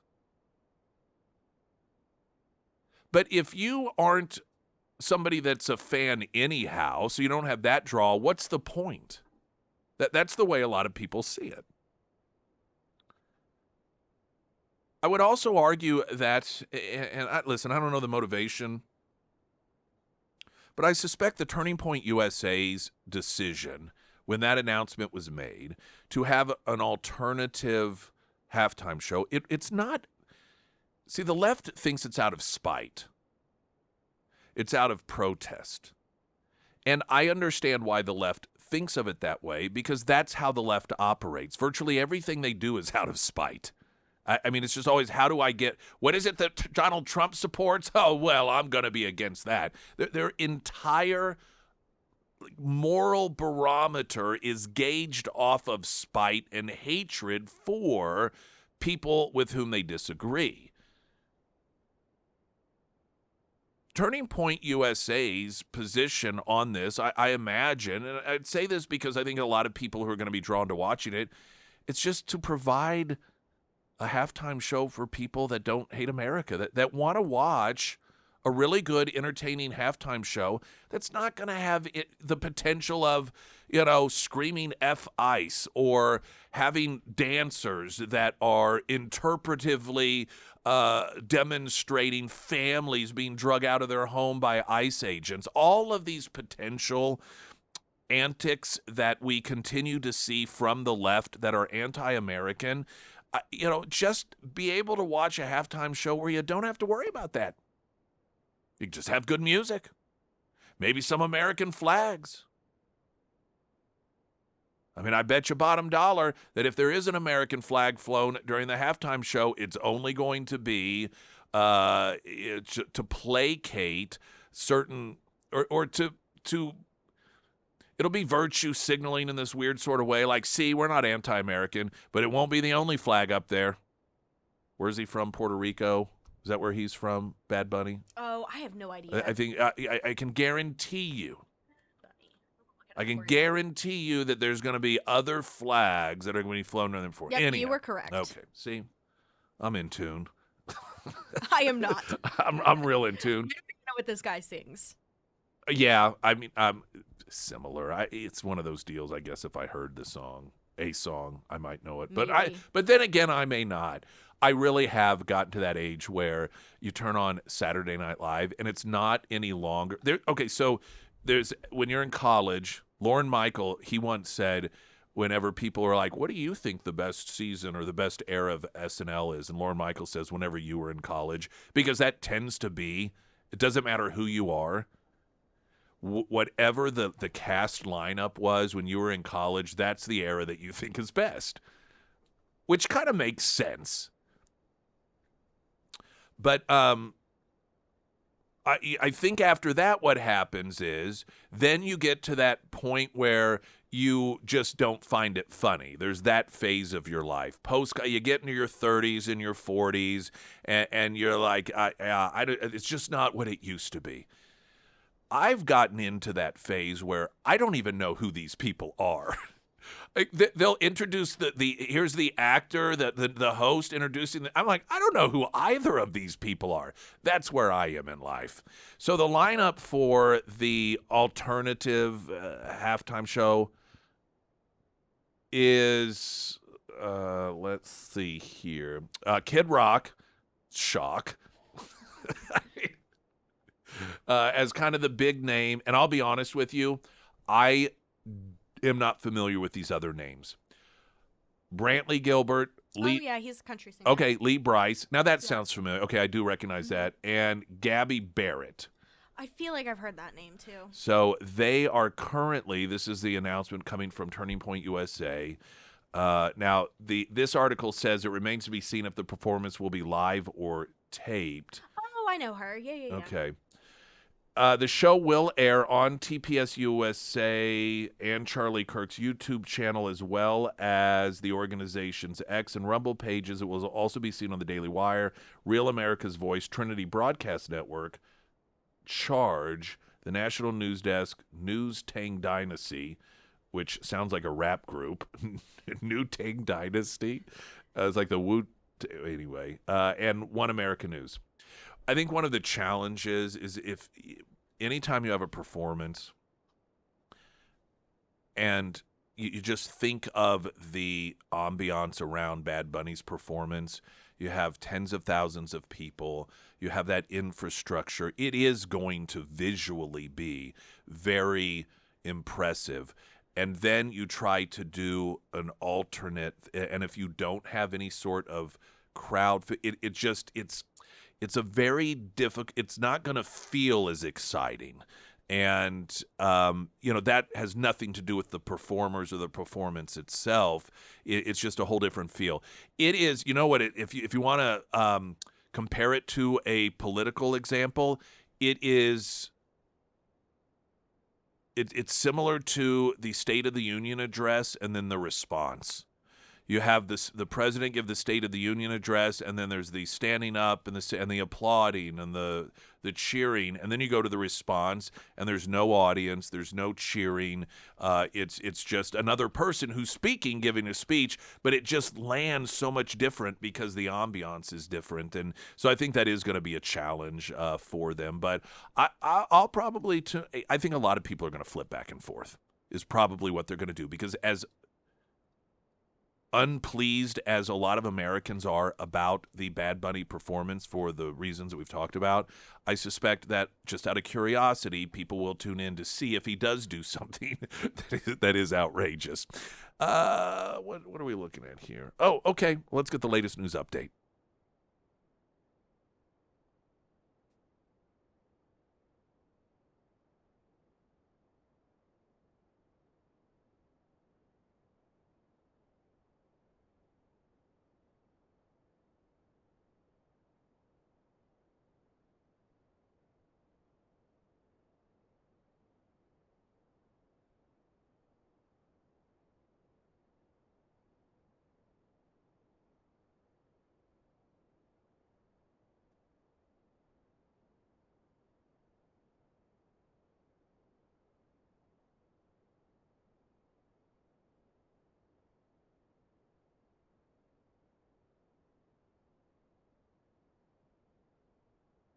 And the first alert forecast from Ozarks First meteorologist Tom Schmidt, sponsored by St. Clair of the Ozarks Home Improvements. Today we'll see partly sunny skies with a high near 43. Tonight, partly cloudy with a low around 23. For your Wednesday, mostly sunny with a high near 39. And for Thursday, we'll see sunny skies with a high near 51.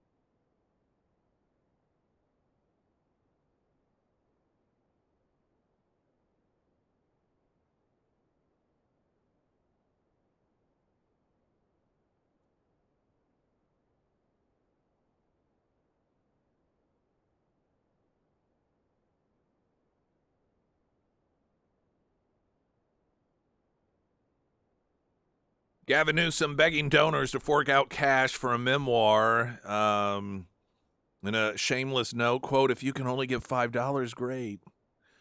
Gavin Newsom sweetening the deal for donors ahead of his expected 2028 presidential run, offering supporters a copy of his memoir in exchange for donations of any amount.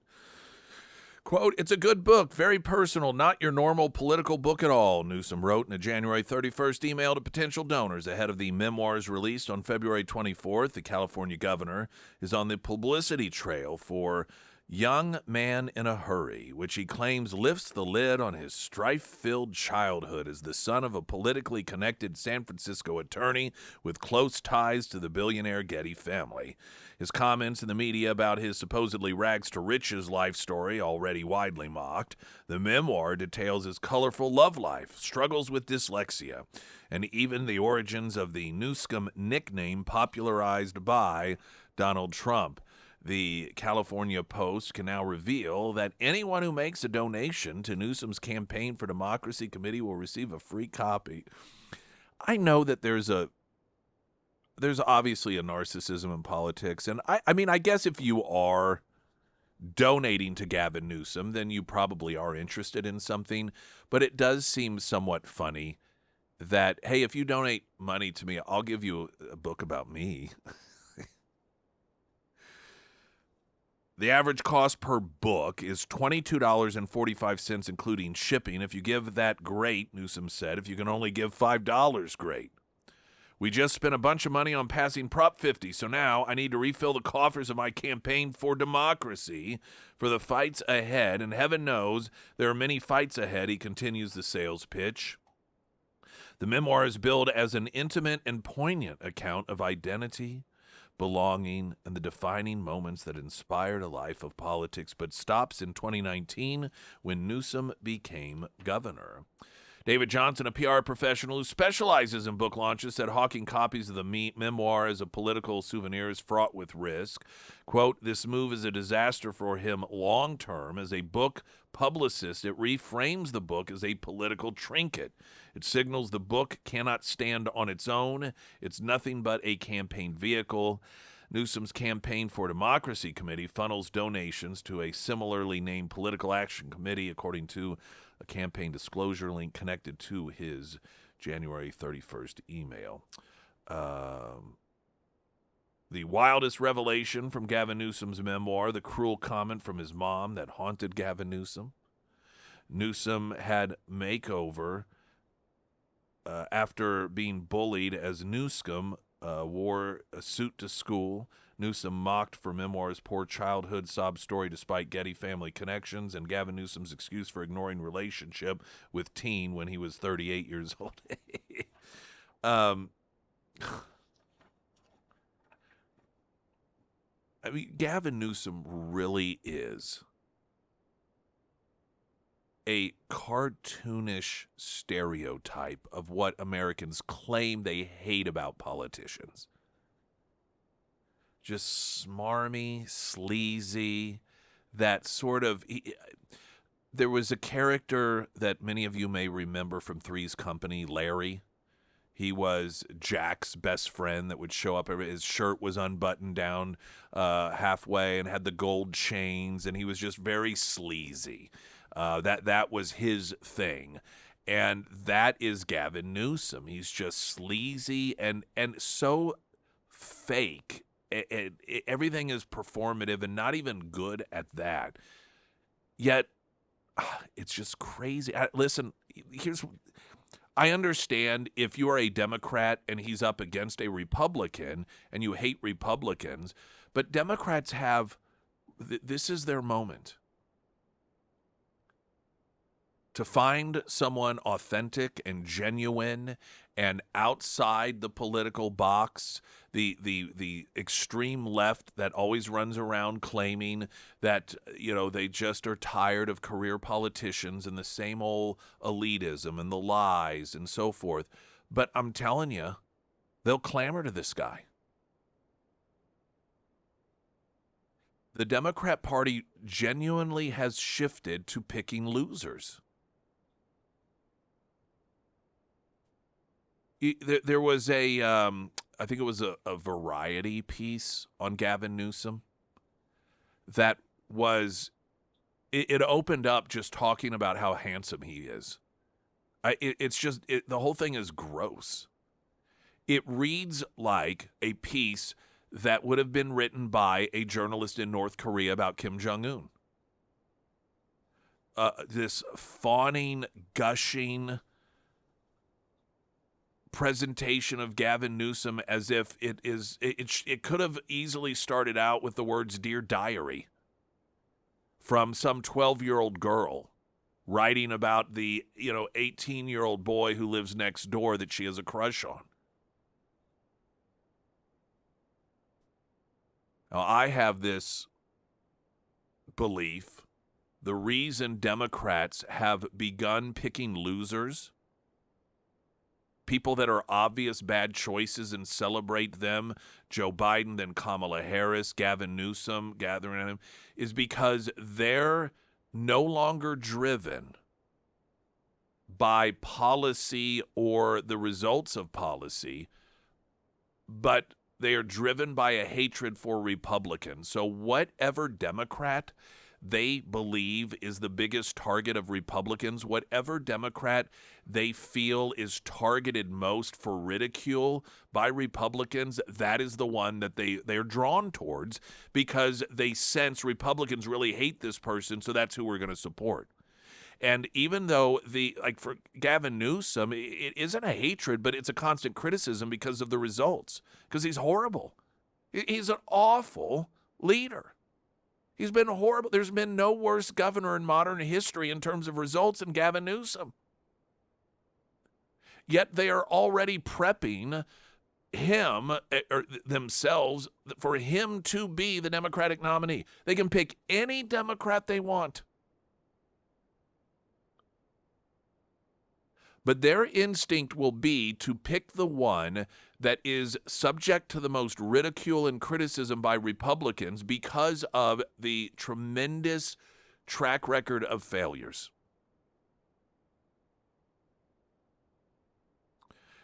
And when you listen to the supporters of Gavin Newsom and that Variety article, which I'm not even going to read to you parts of it, it's just so sickening. But it's all about, this glisten in his eye and this, and it's all surface stuff. Nothing about what he's actually done as governor. Nothing. Anytime you hear Democrats or journalists praising Gavin Newsom or painting him in a positive light, it will have nothing to do with the actual results of his time as governor of California. What does that tell you? Springfield's Talk 104.1. I'm Nick Reed.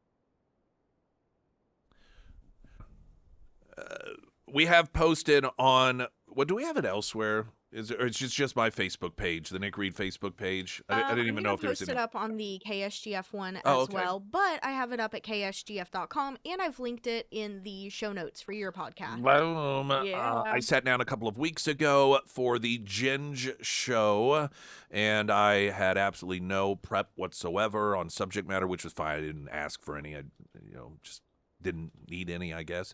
And so it was a episode that was filmed, their sit down interview, and it ranged from some things political, but just a number of non-political things as well. It's about 50 minutes long, and you might find it of interest. You may learn some things that you did not know about me, and we do have that full podcast interview up and the places that we just mentioned, and my Facebook page, Nick Reed, if you want to watch it there, and YouTube if you want to go. It's called The Ginge Show. There's 14 episodes currently. There's about one a week released, though it's been 2 weeks since the latest release.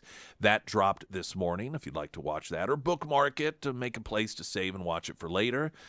I personally, just selfishly, would like to get more views than any of the other. I'm just going to be honest. I mean, I'd be kind of embarrassing if I got the least amount of views compared to the other interviews. I'd like to have the most, and plus help him out. He's somebody that that I know and used to work with, and I think this is a venture that he is undertaking, and really enjoys it, and he's not just mailing it in. He's really wanting to make this work, and I've got a level of respect for his approach on it. When in a day and age that anyone can just set up a camera and upload something, and so a lot of people don't really put a lot of time and dedication into trying to do it in a way that will be successful. And he actually he's one of those 1%ers in that category. And so I'd like to see him do well also, but I'd like to be the one more than anyone else that helps him do that. So that, again, is up in all the different places we mentioned, but whether it's ksgf.com, KSGF Facebook page, or the Nick Reed Facebook page, you can find it there. And I'd love for you to give it a watch. Traffic update, I'm Nick Reed.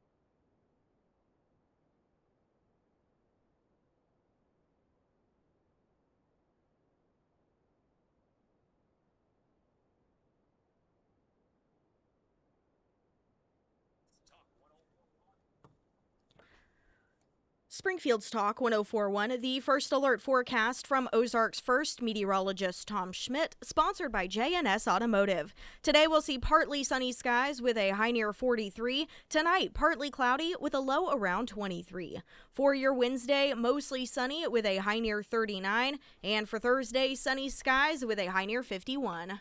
It's a pretty cold stop on that bumper music. Hey, I was editing it while you were talking. Sorry. But that's Brantley Gilbert. He's going to be one of the performers for the Turning Point USA halftime show. Yeah, I can't believe the Chiefs. Did you know it? Did you know that song? Had you heard it? I don't know. Oh. Pay attention. You paid attention to the crappy editing.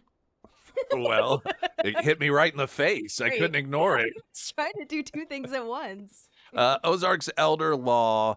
It's all about planning. I think if you have gone through having somebody in your family pass away, you learn a lot. And oftentimes that is the trigger for folks to make sure that their own things are in order. Because you don't know until you've been through that process. Or if you have a loved one that ends up in some sort of medical condition where they can't make decisions for themselves. Or you have a loved one that you are part of helping them find a nursing home because it's time for them to get to that position. There's a massively, sometimes a very unfortunate learning curve that comes along with that. And it's after that people are like, oh man, well, I don't want to leave my kids with this situation. That was horrible. I wish I had known. Well, you can know. Ozarks Elder Law, that's why they're there. They are there to help you know what you don't even know that you don't know. And I mean that in all sincerity. There's so many things out there that the average person doesn't even think about. Or we think we know, like, well, I'll just put this in their name and then they won't have to worry about it. Well, then there's tax implications that you could, if you have things done right by people who know what they're doing, help your kids avoid. So Ozark Elder Law, consultation is a courtesy. It does not cost you anything at all. They will know the questions to ask you in order to make sure you know everything you need to do. And then they'll let you know up front, here's what it'll cost in order to get all of that stuff legally taken care of. And then you decide whether you want to do it. 10 area locations. Make those appointments now. Again, consultation's an absolute courtesy to find out what you need to do. OzarksElderLaw.com or under Nick's endorsements at KSGF.com. Regarding Gavin Newsom, Pyramid Roofing Company talk and text line. Gavin Newsom will not be the nominee for president in 2028. That doesn't mean that he won't run in the primary. The final push will be for either Josh Shapiro or term-limited Governor Andy Beshear from Kentucky. I can't believe that the current Democrat Party would allow Josh Shapiro to become the nominee. The anti-Semitism is just way too prevalent in the Democrat Party, and Josh Shapiro is Jewish. He's doing this book tour thing, and he's going to run for president. And much of the book tour and the book excerpts that are of interest are about the interview process he went through for the vice presidential slot on Kamala Harris's campaign. And it was not a good experience, according to him. And in fact, some of the things that her campaign or she has claimed that occurred, he says are flat out lies. He says that the campaign asked him if he was like an agent for Israel, because all Jews are spies. And the way he describes it, he said it was like they were trying to talk me out of it, telling him, if you do this, your wife, she's not gonna like it, and it's gonna, you won't make that much money. And he said he described it as if they were essentially trying to make sure he didn't take the job, and I think that was deliberate.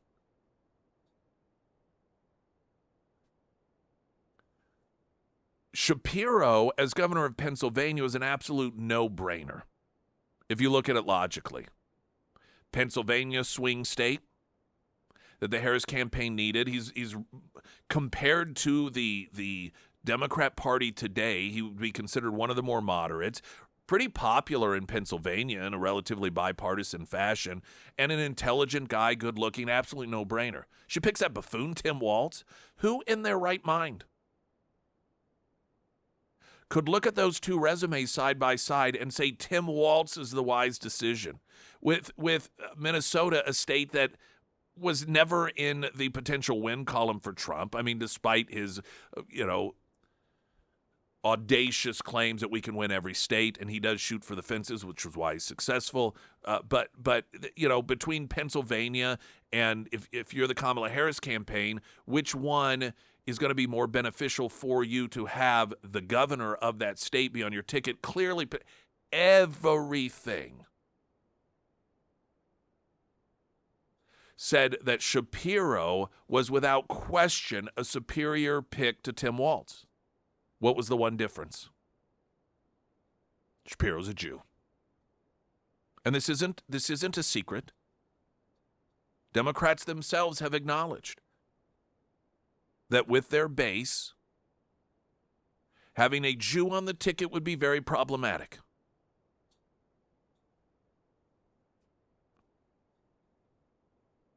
And while some people were critical of the Kamala Harris campaign for taking that position, it's an accurate one. Absolute accurate position. And it's the activist part of the base that really helps determine who the nominee is.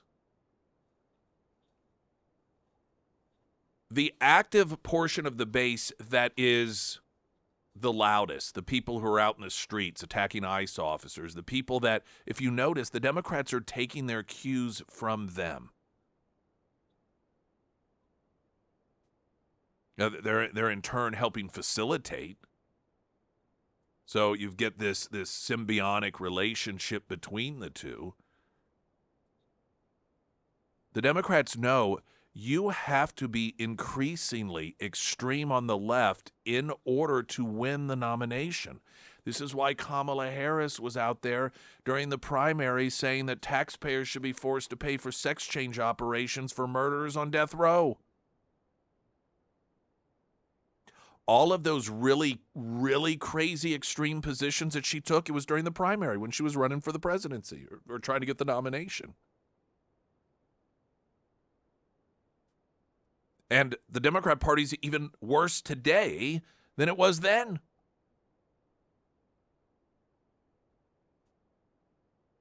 So the idea that somebody who's Jew, now I know, like the person who texted that in, well, that strategically it makes sense, right? I mean, because if you're looking at the general election and you are wanting to pick a nominee that has appeal to more middle America, then yeah, that's absolutely right. Or the person also noted Governor Andy Beshears from Kentucky. These would be what average people would say, okay, well, they're not crazy Democrats. But that's a problem during the nomination process. Because the crazy demands crazy. And they will show up. The anti-Semitic, I'm telling you now, one of the challenges that Shapiro is going to face in particular is when he's out on the campaign trail, you will see anti-Semitic Democratic activists that will be protesting outside his events. You will have at any Democratic debate or any sort of forum somebody that might be considered under normal Democrat circumstances to be relatively moderate, like a Shapiro or a Beshear. Do you think that now it won't be framed this way, but essentially asking questions about whether 5-year-olds should get sex change operations, and if their answer is no, they will become targeted and enemy number one. They will be accused of being anti-trans. They'll be accused of being Hitler, another Donald Trump. And so the Democrat nominees who see that and they want the nomination, they'll play into it. They'll take the opposite position, like, again, Kamala Harris did with prisoners getting sex change operations.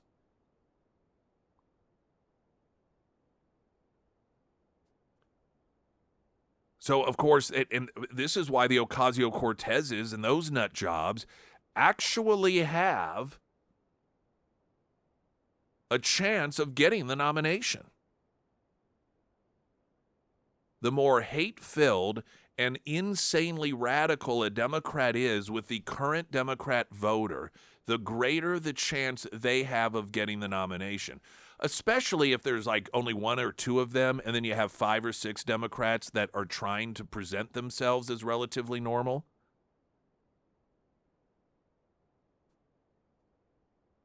I mean, the left, and I think this may be a surprise to a lot of people, the left wing of the Democrat Party, they do not like Gavin Newsom because he's not radical enough. So he's got that challenge. Now, so here's the interesting thing. There are still some in the Democrat Party that recognize that that is not going to go over well at all in 2028. That is potentially going to lead to a win for the Republicans in the White House. Of course, a lot of it depends on who the nominee is. Arguably, it's going to be J.D. Vance or maybe Marco Rubio. That if they end up with a radical Democrat and somebody even further to the left than Kamala Harris that, you know, has the check marks of you know, the skin color and gender and you know, all these different things, that the blowout may be even greater than what Trump had over Kamala Harris. So what do? I think some very interesting things may occur that are unprecedented, and I want to just give you thoughts on that coming up here after we get another quick break. The Pyramid Roofing Company talk and text line is 447 KSGF. I'm Nick Reed.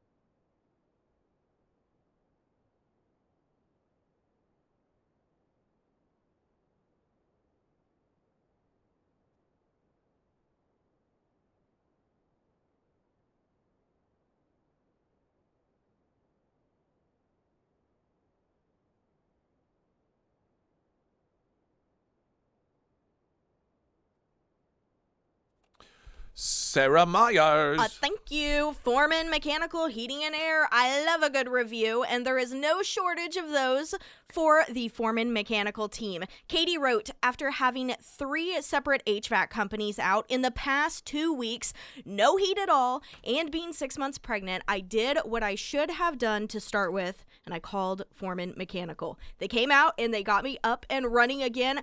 5 out of 5 stars. I don't see that rating changing. And that is true. The Foreman team, they are always there to help you out, whether you need just an annual preventative maintenance program or if your heat breaks down and you're in a pickle because it's freezing cold. They have got you covered for all of your HVAC needs. If it is time to have the Foreman team out to your home, reach out to Russell today. You can find all of the contact information for Foreman Mechanical Heating and Air under the Sarah's Endorsements tab at ksgf.com. The Democrats have created a very problematic situation for themselves as they have catered to the extreme left wing of their party, and that has caused that cancer to grow. And it requires a level of anti-Semitism. It requires you hear about the 80-20 issues, right? There are a number of these issues when it comes to anti-Semitism, when it comes to gender transitions for little children. And these are the issues that 80% of Americans are on one side, but Democrats instead take the side of the 20%. And that 20% is driven by this extreme left of the Democrat Party that they have allowed to set the tone of what the Democrat Party is. So the reason this is problematic is it's so out of step with the average American, yet those are the people who decide who the nominee is. So you have the extreme left increasingly in charge of determining who the nominee is going to be, but the middle America, Democrats need the swing voters. They need the more moderate individuals to get out and support, and those two things conflict. So what happens? Now, the way that I think Republican strategists see it is that's going to make it more of a cakewalk, that we won't even have to really fight obviously you're going to campaign, and anyone who knows campaigns and are successful at them know that it doesn't matter. You can be up by 80 points, but you fight like you're down by 80. That's just the way you operate. But you hear a lot of Republicans oftentimes note that, Democrats will never win another election again. I think a very likely scenario is something along these lines, given the past few elections and nomination processes under the Democrats. The caucus primary process will go underway, as it always does. And, when you have, of course, they'll probably, last time around, they changed the lineup of how and when people vote in order to increase the likelihood that Joe Biden wouldn't have any serious challengers. So they manipulated the calendar. And there may be some of that occurs. After a number of these first states, and they start getting closer and closer to where it's beginning to become clear potentially that one of these extreme left-wing nut jobs, like an Ocasio-Cortez, for example, she's got a real pathway to the nomination. And let's say she ends up even getting the votes that she needs to have enough delegates to once the convention occurs, she will be the nominee. I believe there's a very good chance that if that occurs, there will be enough sort of old school influence within the Democrat Party that is in tune enough with the reality of what that looks like in a general election. They'll just do the same thing that they did with Joe Biden's nomination win and toss it aside.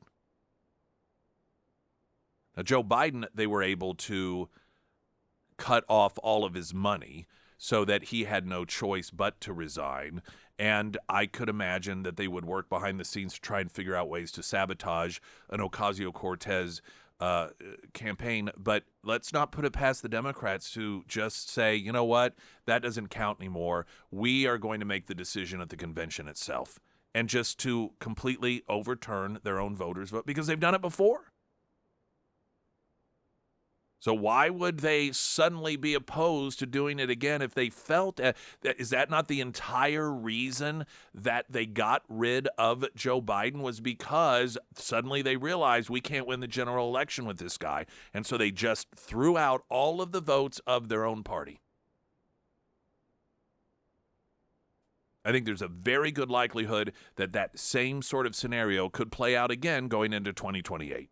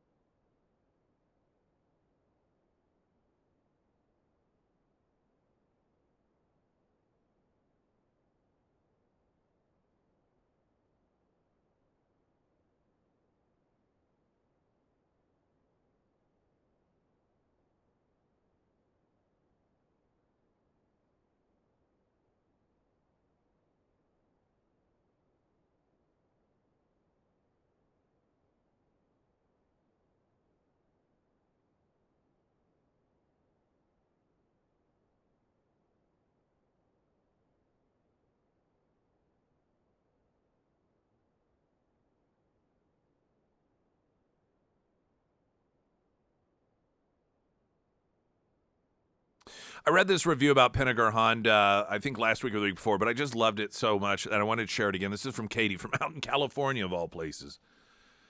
When my month-long truck search at home in California led me to Missouri for a truck that wound up being a no-go, I felt so defeated and frustrated until I stopped by Pinnaker Honda in Springfield, Missouri. Randy came out to greet me and showed me a beautiful Honda Ridgeline, it was in my budget, that I wound up driving back home to California. After truly searching for months, I'm so grateful for Randy and Paul and everyone else behind the scenes who hustled and helped make this happen for me. I found the perfect truck, got a great price with a warranty, and they treated me with kindness and respect. Thank you, Pinnaker Honda. That's some gal out in California. I just love that review. They have, of course, all sorts of incredible incentives and deals going on right now, whether you want to lease or purchase or have a pre-owned certified vehicle. Stop by Pinnaker Honda. They'll help you out. South Campbell, just south of Walnut Lawn. All right, so Glenn Beck's coming up next. We do have on KSGF.com, the KSGF Facebook page, and the Nick Reed Facebook page, an interview from the Gin Show that I did a couple of weeks ago. It has been made available, and we cover a whole number of topics where I'm not the host, but I'm the person being interviewed, so we'd love to get a lot of views on that. You can check it out now. See you tomorrow. Glenn Beck's next.